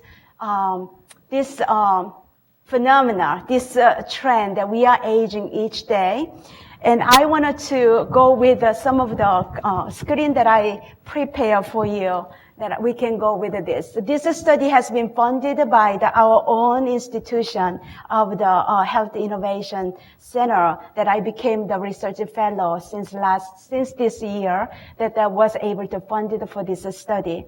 Also, the external fund by the Korean American Social Work Association, affiliated by the Council on Social Work Education, as an external funding study. So this is just the beginning of the project that I want to unpack today, which you will find some of the preliminary research data you will see later on. The project background is like this. I think that anybody disagree with these factors that we were able to and see. This one is 5.7 million American living with Alzheimer's disease in 2018. We believe that this year, 2019, will be more number than the last year. And also the dementia costly, and also such a burden for healthcare providers. And I believe that after my presentation, you will hear more about the caregiver piece. But dementia costs so much and so high. Also, such a burden for family members and the neighbors and who are primary caregivers. It's such a difficult to think about this burden. So financially, such a burden area is such a dementia and brain disorders as well. So this particular study is aiming for two aspects. One is that what is the way to figure it out to help our older adults population to keep their brain sharp and healthy, and without taking any medications. Those days, if anybody having a mental health disorders or any type of mental health issues, we are so heavily, I think we became, as a culturally speaking, that we are so depending on the medication. So what is the way to figure it out without the medication? What about we can bring the social engagement? Why we not doing it? Which we're not having such a side effect by the medication. And also the costly, along with the medication causes, and then the pharmaceutical companies are making incredible medication. But our goal is, what is the way we can avoid this medication when we're having difficulties? So 40% of older adults experience loneliness is one of the significant issues that we face with. And I believe that all of you in this room agree with that the people's life is never be well living without people around you. Sometimes I ask my own social work students that do you like to work with the people? Honestly speaking, they hate the group project in a classroom. Please don't take it personally. The students came. Stephanie is one of my students.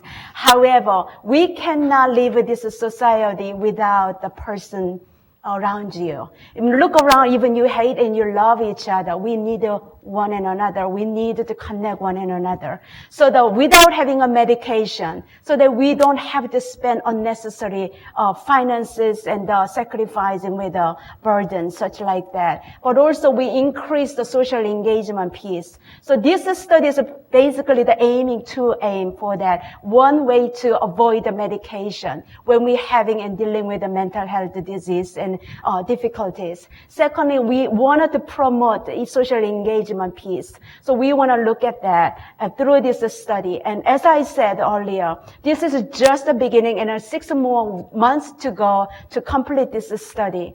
But the challenging part is the what and how we are going to increase and bring the quality of life for human being. And this particular study is mainly focusing on an age 60 and over older population through the nursing home in our community. And second part is that we want to increase and keep maintaining the social engagement and social activities. So hopefully our brains stay healthy and living healthy as well. Innovative multi-purpose, which we I already indicate about that this non-pharmaceutical intervention solution might be the one of many solutions for these difficult situations.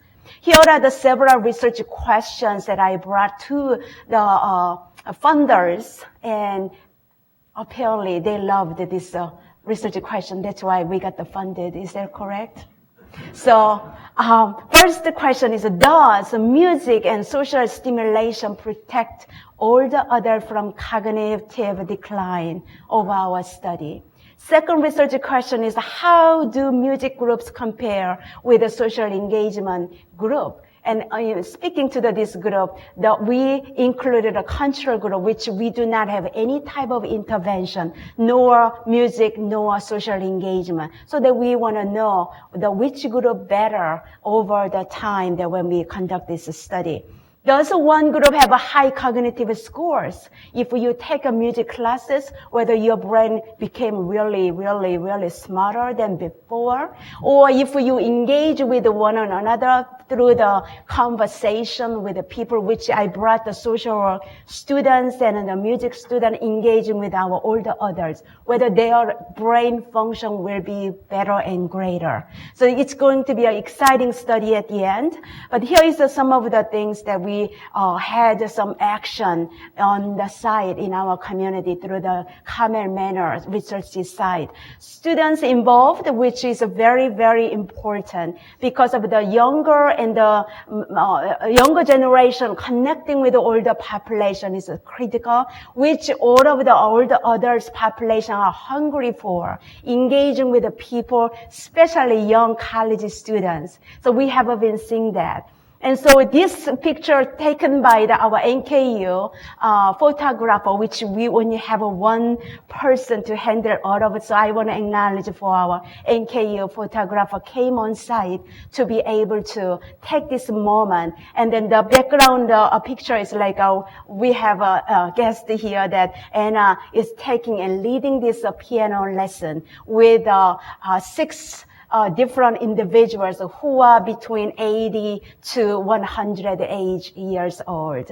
So it's incredible on site that we had 8 different week sessions with them. And some of them are, I don't want to do that. But anyway, we just forced positively to stay with this study. So far so good. And they are remaining this piano lessons. And they had an incredibly fun time with Anna and the 2 music students from our NKU. This part is the social engagement piece that Stephanie was able to engage with the individual or the other population at the Carmel Manor nursing home site. That we had an 8-week connection with them, and the individually was so thrilled to having student engagement piece. We brought out several packet of the study questionnaire, which number one is what is local like their youngerhood life. They wanted to share with the younger generation, which Stephanie was able to hear that from them.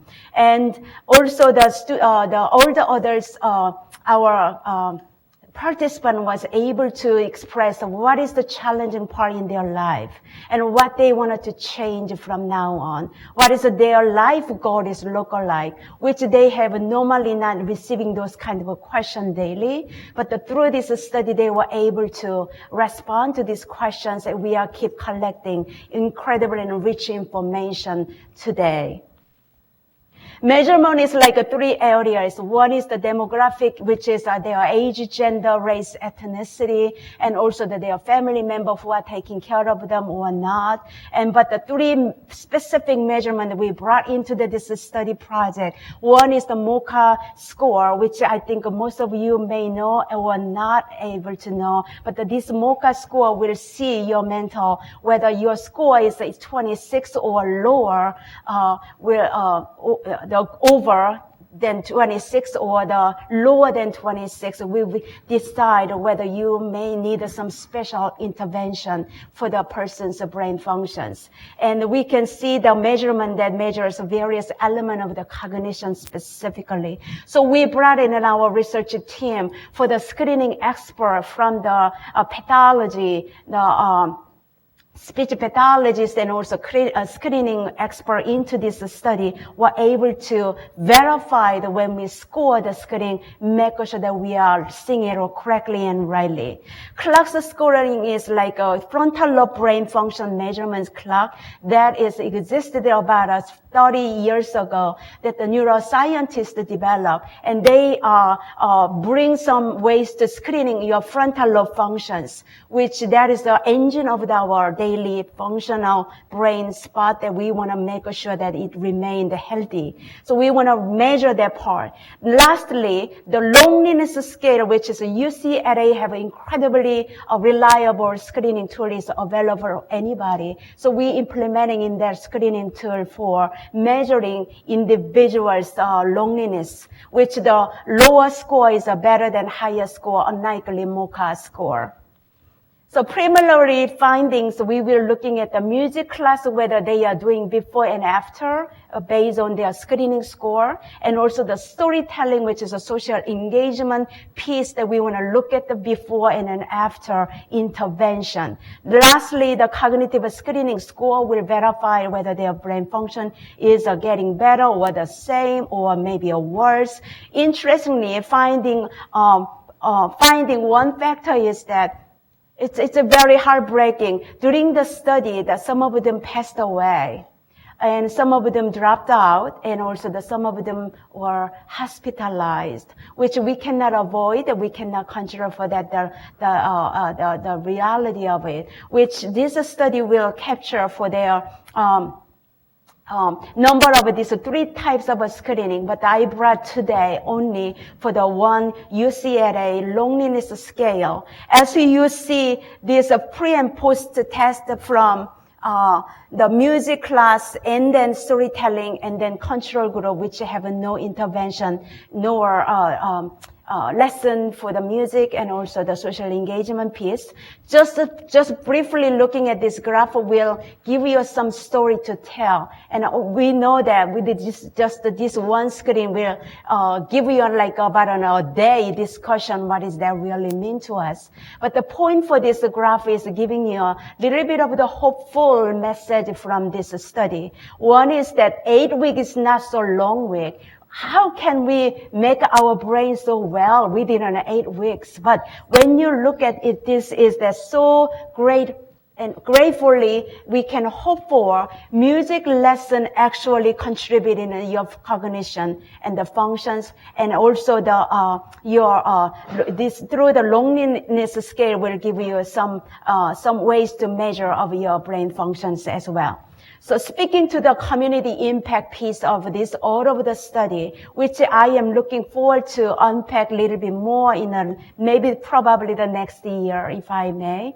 But the community impact is this, that we need to see and find a way to bring the quality of life for the people's and individuals' life, specifically the older adult population, that we have been overlooked and we have not been paid attention to. So time is now, and why not now? If not now, there will be never. So I want to bring your attention to this issue that it existed in our Northern Kentucky area. We want to bring some ways to bring the hope for the community. And also the student new generation be able to prepare to serve our own community member, which we are the part of it. And I believe that NKU University will never be existed without being in a community, but we are in the community.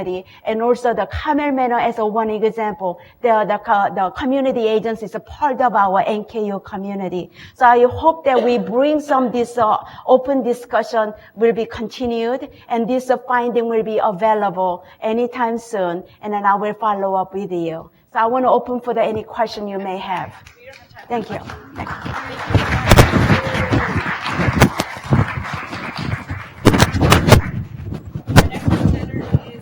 Brandt from Department of Statistics of Tic-Tac-Whoa. Oh.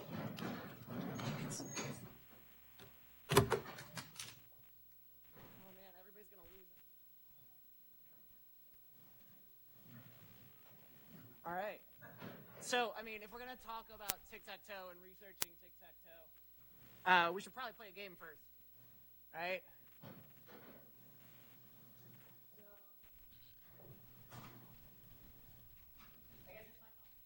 I'll go first. Oh, I guess, sorry. If people weren't hearing that, if I'm going to talk about research in tic-tac-toe, we should at least enjoy, like, playing a game first, right? So it's my talk, which means I'm definitely going first. All right? So I'll go there. We'll take a brief moment, right? I think you all experienced tic-tac-toers. With the person next to you, right, make a prediction. How's this game going to end? Okay. All right, great. Let's do it. Where do y'all want to go? Somebody give me something. Well, sorry? Bottom left? Great. That'll work. I'll go there. Okay, yeah, middle right. Thank you. I'll go in the top right. How about that? Where do y'all want to go next? Center bottom. All right. Clearly, I guess. Top left. Great. And we'll finish that out there. All right, so predictions. What do we think? Did we expect this? Okay, I also expected this, and I've clicked it when I put it in my pocket, but I also expected exactly that. So, tic-tac-toe, right, is a simple childhood game in this field called game theory. So there's this whole field of mathematical research called game theory where we look at what is the best way to play games. You can make games more complicated, right? Tic-tac-toe was maybe a first. You step up to Connect 4. You add more options. You step up to checkers. There are more choices. There are more decisions. Chess, another level of complexity. Go, which maybe you've never heard of. As we add more and more rules to the game, things get more and more complicated. And if we could close that, that'd be wonderful. But this type of game isn't the only thing, the only type of game to look at. As a mathematician, I like this type of game where all of the information is in front of you. But in fields like economics, that also look at game theory, they want to simulate the fact that any player could join the market at any point in time. And so they look at games with infinitely many players. And they also studied how strategies evolve over time. So are you being collaborative? Are you being competitive? Are you being selfish? Over time, how do the strategies progress? I do some other work in game theory in my training, and as a graph theorist, I look at pursuit evasion games. pursue, evade. Yes, which actually has some implications in ecology. As we as human beings spread civilization, say by building an interstate through the Everglades. We split natural habitats, we fragment them, and we run the risk of preventing prey from evading predators, which throws ecosystems way out of whack by disrupting food chains. But anyway, we're not here to talk about that research project. We're here to talk about tic-tac-toe. I think you might already know something about tic-tac-toe. What I want to ask you about is how you know. So take a couple seconds. How do you know that it should end in a tie? How did you expect that? With the person next to you very quickly. How'd you know?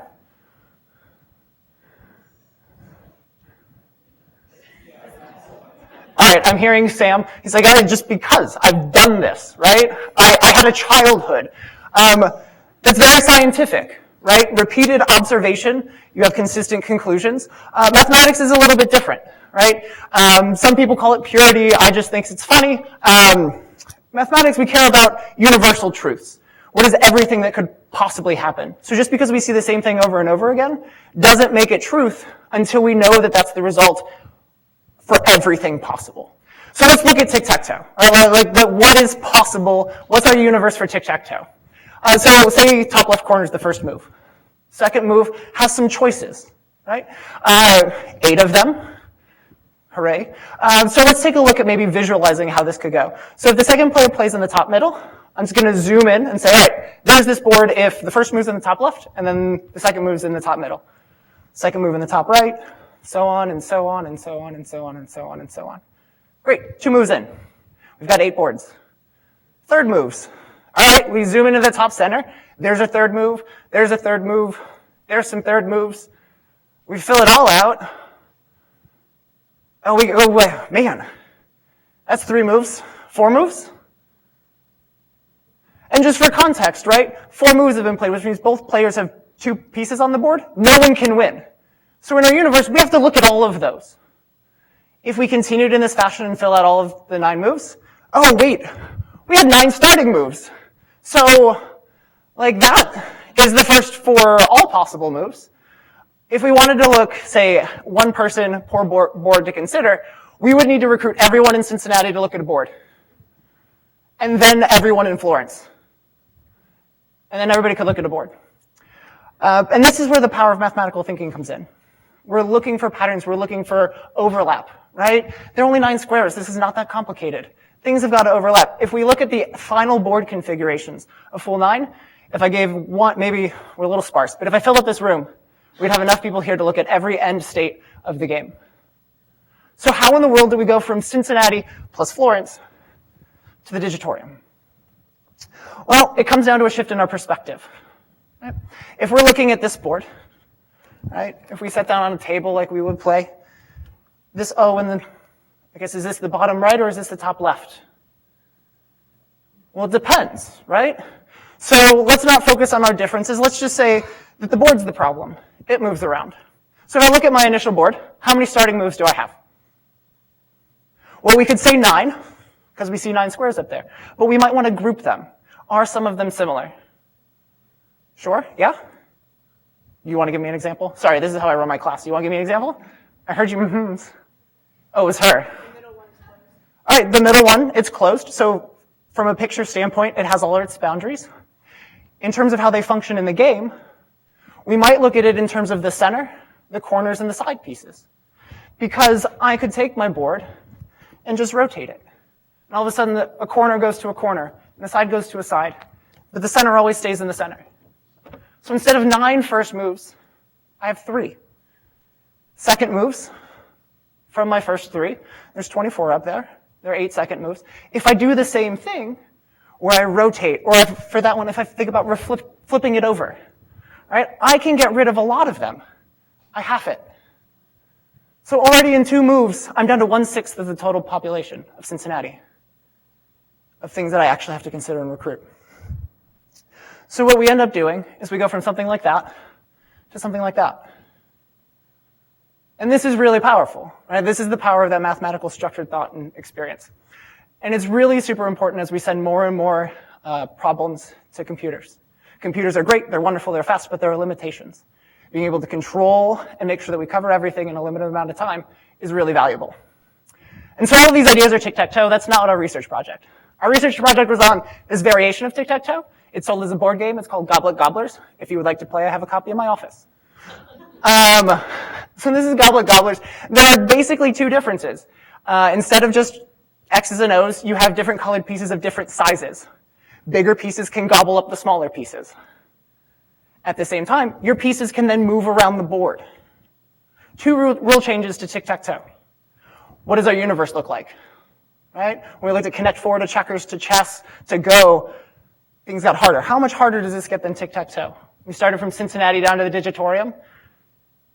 If we wanted like a how many possibilities, if we're really honest, no. It gets really hard. But by an estimate, what I would need to do is hand 3 to every person on Earth. And then I could look at it. If I look at a lot of the overlap and the similarities and the symmetries and rotation and reflections, I compare this down to about the population of the United States. This is a big thing. So Wes is actually here. Wes was one of my students last spring when we looked at that under a SynSam grant. And the work that we did trying to analyze all of this leads us to believe that for the game Goblet Gobblers, the second player has a winning strategy, which was really surprising to me because in regular tic-tac-toe, the first player has a winning strategy. So how does that work? Maybe something's wrong in our computer software, like our code, right? Bugs happen. But yeah, it would be great to see if we could actually verify that. So anyway, tic-tac-toe, it's great. I'm so glad I have an extra couple minutes, I think. Like, well, yeah, oh, cool. Awesome. Because when I talk about tic-tac-toe, the initial impression that I always get from people is like, oh, this childhood nonsense, right? And then I show them that, right? And they're like, huh, okay, I still don't buy it, right? I went first, I took the center, right? Like, I still have a lot of control. And when you have control in these games, you can control the outcome. What's really great about game theory from a mathematical standpoint is you don't need the control. So what I'd like to do is put basically myself to the test. This morning I was in here and I said, all right, I have a feel for the room, feel how things are going to go. I want to relinquish the control. I want to hand it over to the audience, and I want to see if I can't actually have predicted how the game's going to go. So hopefully the answer is yes, but I'll let you all go first. Where do you want to go? The center? Okay. I'm going to go up here in the corner.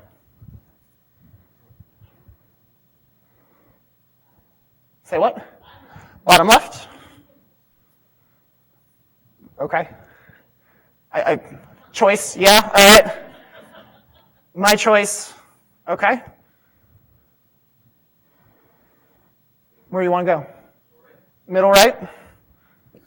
Okay. I'll go there. Okay, yeah, I guess you only have one choice left. Funny enough, it's that one.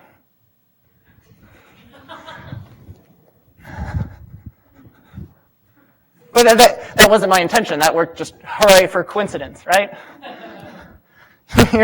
Here's what I wrote down this morning. And there you go. All right, thank you all so much.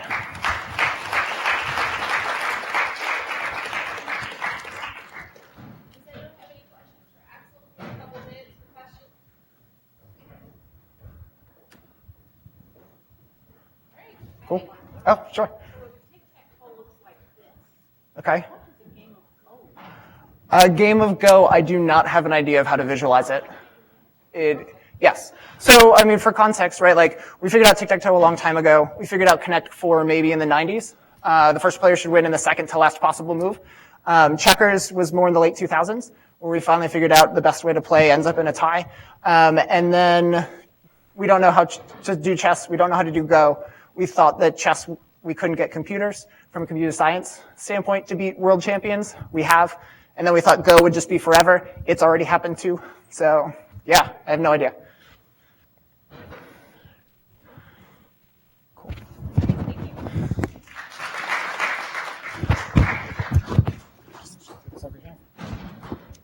Our next presenter is Reiko Ozaki from the School of Social Work. She'll be presenting the U.S.-Japan Collaborative to Support Domestic Violence Victims Advocate. White button is your friend. That's all you push. He'll move it up for you, but yeah. Okay. You just push the white button. Okay. You want to use this mic? Yeah, this is good. Hello, good afternoon. So I don't know how I can follow Tic-Tac-Whoa or music with all the adults, but I'm just going to talk about what fun I've been having with this collaboration for the last several years in Japan, for the most part. So I'm Reiko Ozaki, and I'm a third-year assistant professor in the School of Social Work. And I'm really excited to share with you about this collaboration that I have been working on since way before I came to NKU. So I'll see how much I can do in 15 minutes, but I'll try. And just quickly, I have three things I'm going to talk about today. First is about definitions in the context of the collaboration that I talk about, and then collaboration itself, the process and the product of the collaboration, and then lessons learned. And I don't know if it's clear to you, but I'm using a little color coding, so I'm hoping that it makes sense to you as I try to go through this quickly. So, definitions in context first.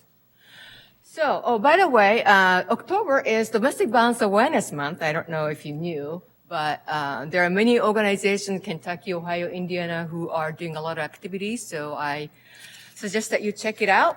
But anyway, domestic violence, this is a definition by World Health Organization, but there are many different types of definitions provided about domestic violence from different organizations. But basically, it is a hurtful things that partners do to the other person in the relationship, and that's intentional, could be controlling and trying to get what they want by telling them what to do, threatening, coercing, manipulating, things of that nature. And sometimes it is called intimate partner violence, and that's usually a term that we hear more often in a scholarly way. But in practice setting, oftentimes we hear more domestic violence. And another term I want to define here is advocate. So it's a general term that we use to refer to somebody who works with domestic violence victims. And that person might be a social worker, a counselor, or someone without any sort of degree or license.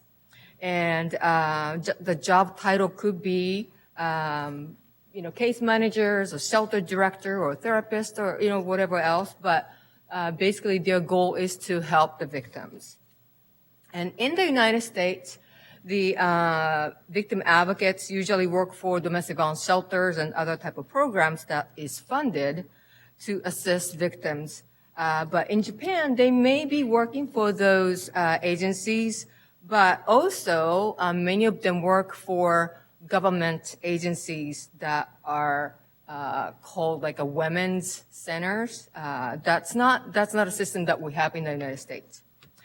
So the topic of my presentation today is about the collaboration that we, meaning I and some of the people in Japan, studied to support advocate.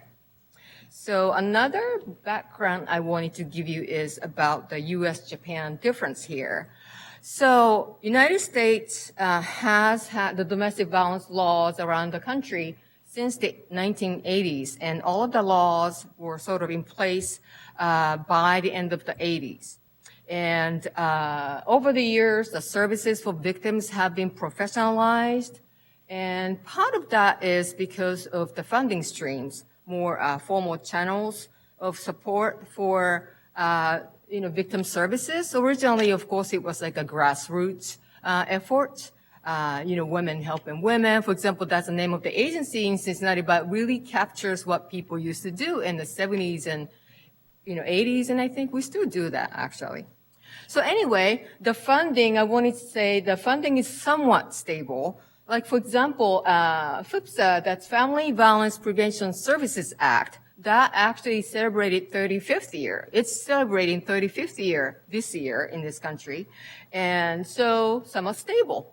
We have had money to pay for staff, pay for continuing services in the United States. And another factor that makes the support, this work stable in the United States, I believe, is the presence of state coalitions that offer training and technical assistance to agencies that employ advocates. On the other hand, Japan passed a law in 2001, enacted in 2001, so it's way behind, and also continue to lack stable funding. And in particular, if you look at nonprofit organizations or what they call NGOs, non-governmental organizations in most other parts of the world, they are still often grassroots. And also there's no mechanism for training and technical assistance. There are some efforts, but very limited. And in my conversations with domestic violence victim advocates, they have told me that it's mostly educational lectures, and there isn't a lot of, learning that takes place there. So with this background, so I began working with, I was working in the U.S. as social worker in the 1990s, started working there in 1990s and 2000. So I think that I was in the right place at the right time to bring some information to Japan. And I started to get some, contact with the people in Japan as well.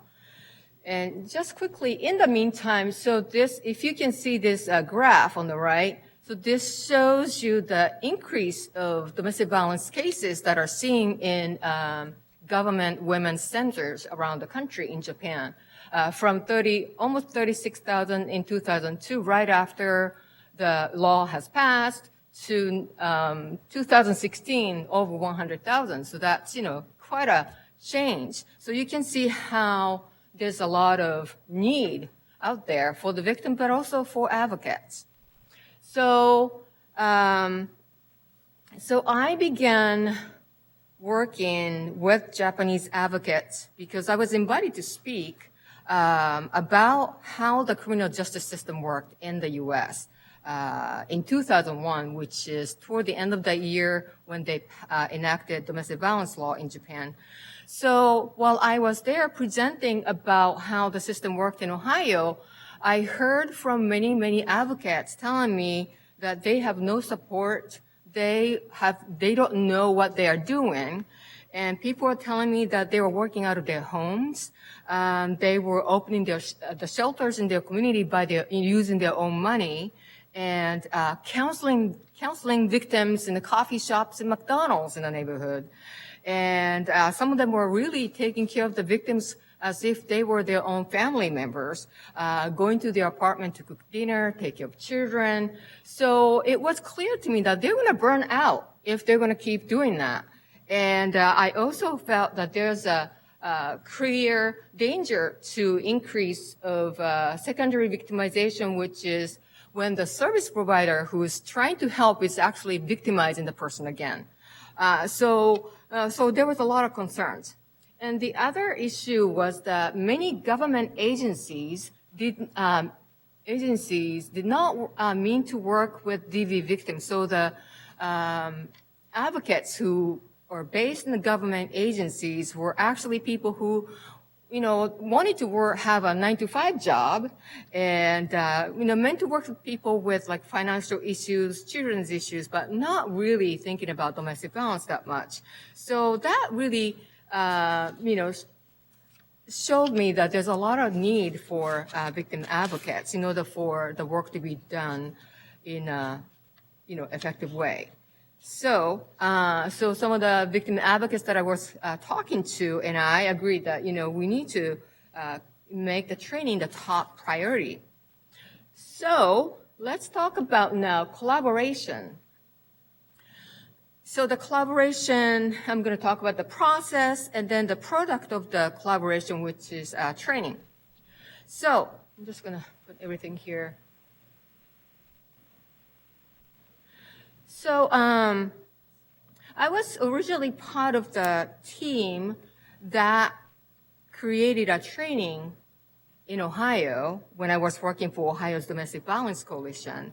And it was a training for beginning advocates. So I told the victim advocates in Japan about it, and they were very excited and interested in it.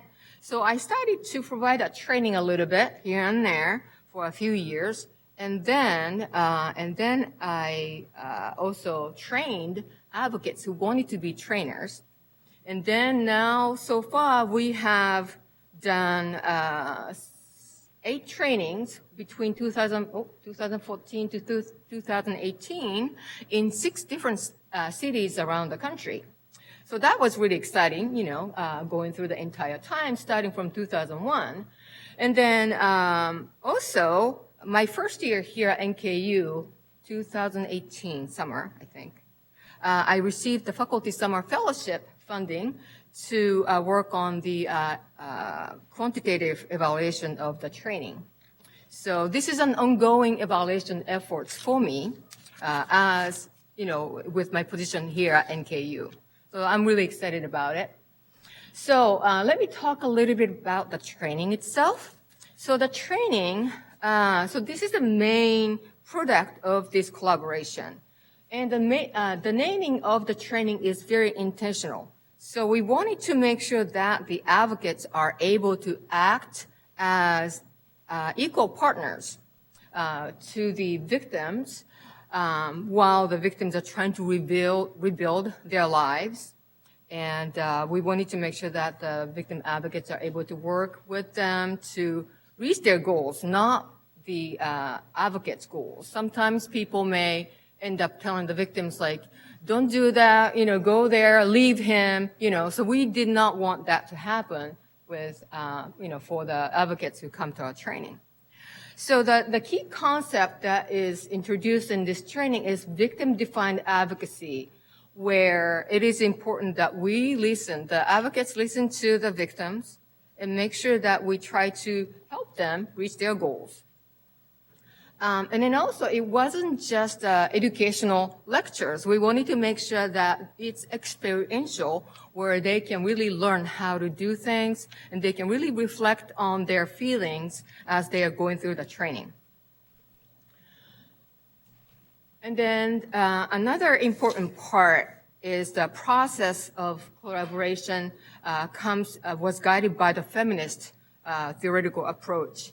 So as feminists, we or I see that there's a power imbalance in society, and starting with men's power over women, but it's, you know, more than that. So I focused on myself in doing this work. So I know that I have more power than the Japanese advocates, even though I share the same cultural value with them. So, you know, we're all Japanese, but I'm coming from the U.S. with a new idea. So, you know, just in that was giving them, a powerful position. So I wanted to make sure that people are aware I'm not trying to, tell them what to do. So in a way that works with the approach of, we're trying to, teach the advocates to, work, in partnership with the victims. So, in a way, we were able to use that process for the collaborative process.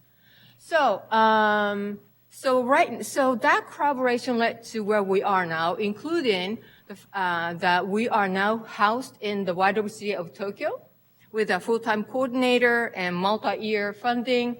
And currently we're working on training and 2-day training with a couple of follow-up sessions. And also we are supporting the development of local network of victim advocates. And then I also provide supervision for the trainers, and we'll continue to do the training. I'm going to skip a few others, but if anybody's interested about the training itself, let me know. So we have seen, with the research so far that the training was effective in achieving improving the advocate's knowledge and self-efficacy and things like that. All right, let me keep clicking away. Okay, so the lessons learned. I think that the main thing that we can take away from this experience is that partnership building is key in program sustainability to start something new and also to keep it going. So the theoretical background is that diffusion of innovation. Anybody in communications, you know about this. But I found the right network of the channel where the new information goes through, and then I found the right person, and we were able to not only start the program but also continue on until now. So my time is up. So if anybody's interested, please let me know. Thank you. Our next presenter is Katie Terhune. We're just a little bit behind. Yeah, about 15 minutes. Sorry. She'll be presenting Examining the Traumatic Experiences of Dementia Caregivers. Thank you. I'm going to use this mic. That's fine. And the white button is your friend. White button is my friend. Okay, and they're going to pull up my phone. Okay, thank you. Good afternoon, everyone. Thank you all for being here. My name is Katie Terhune. I am faculty in the School of Social Work, and I am a trained gerontologist as well as a clinical social worker. So the majority of my research has focused on outcomes experienced by dementia caregivers, particularly the mental health outcomes that they experience as a result of being in the caregiving role.